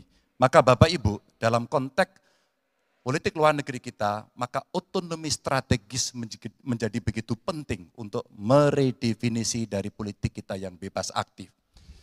Duta besar cyber menjadi penting karena problem besar kita hari ini adalah pada dunia digital. Maka kita perlu duta besar ini untuk merespon perubahan-perubahan global yang ada. Duta besar krisis iklim kita perlukan, garda samudra sebagai strategi baru dari poros maritim dunia.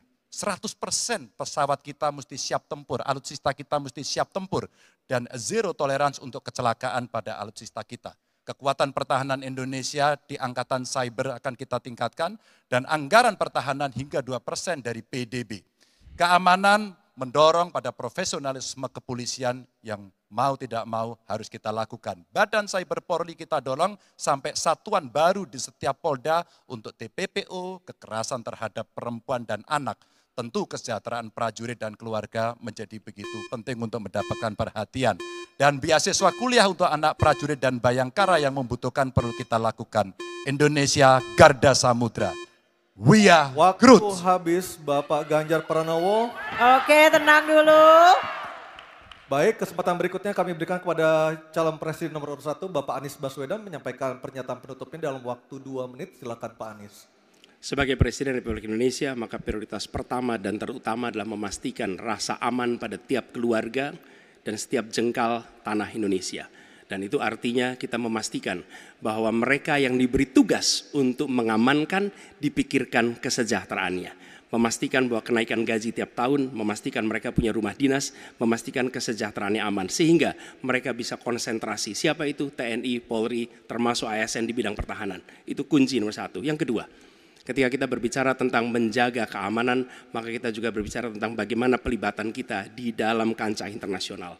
Presiden akan menjadi panglima diplomasi dunia Indonesia di tingkat dunia. Hadir, mewarnai, membawa nilai-nilai Indonesia.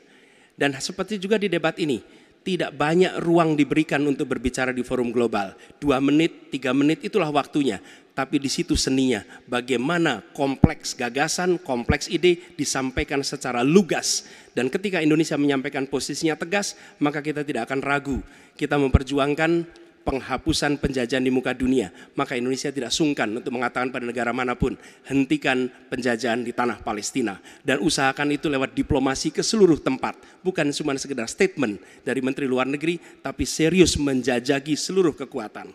Kita menginginkan Indonesia kembali menjadi kekuatan yang disegani. Dan mulainya dari mana? Dari pemimpin yang menjunjung tinggi etika, pemimpin yang menjunjung tinggi ilmu pengetahuan, pemimpin yang terbuka atas gagasan mempertahankan Indonesia atas ancaman-ancaman baru. Dan itu artinya kita hadir di berbagai wilayah di dalam pertemuan-pertemuan global membawa aspirasi Indonesia. Kita kirim pesan, we will no longer absence. Indonesia will be presence and Indonesia will color the world. Indonesia absence no more, respected forever. Habis Pak Anies. Terima kasih Pak Prabowo, Pak Ganjar dan Pak Anies sudah memberikan closing statement atau pernyataan penutupnya untuk malam hari ini. Dan kita berikan apresiasi kepada para calon presiden 2024 yang telah merampungkan seluruh rangkaian debat pada malam hari ini. Hadirin kami persilakan untuk tepuk tangan. Dan masih tersisa 2 debat lagi yang akan diselenggarakan oleh KPU. Dan kami mengingatkan Anda untuk menggunakan hak pilih Anda pada Rabu 14 Februari 2024. Dan semoga debat ketiga kali ini bisa menjadi bahan pertimbangan Anda untuk menentukan pilihan siapa pemimpin Indonesia ke depan pada 14 Februari 2024. Dan kita tutup acara kita malam hari ini. Saya Aryo Ardi. Saya Anisha Dasuki mengucapkan terima kasih atas kebersamaan Anda. Sampai Selamat jumpa. malam. Selamat malam.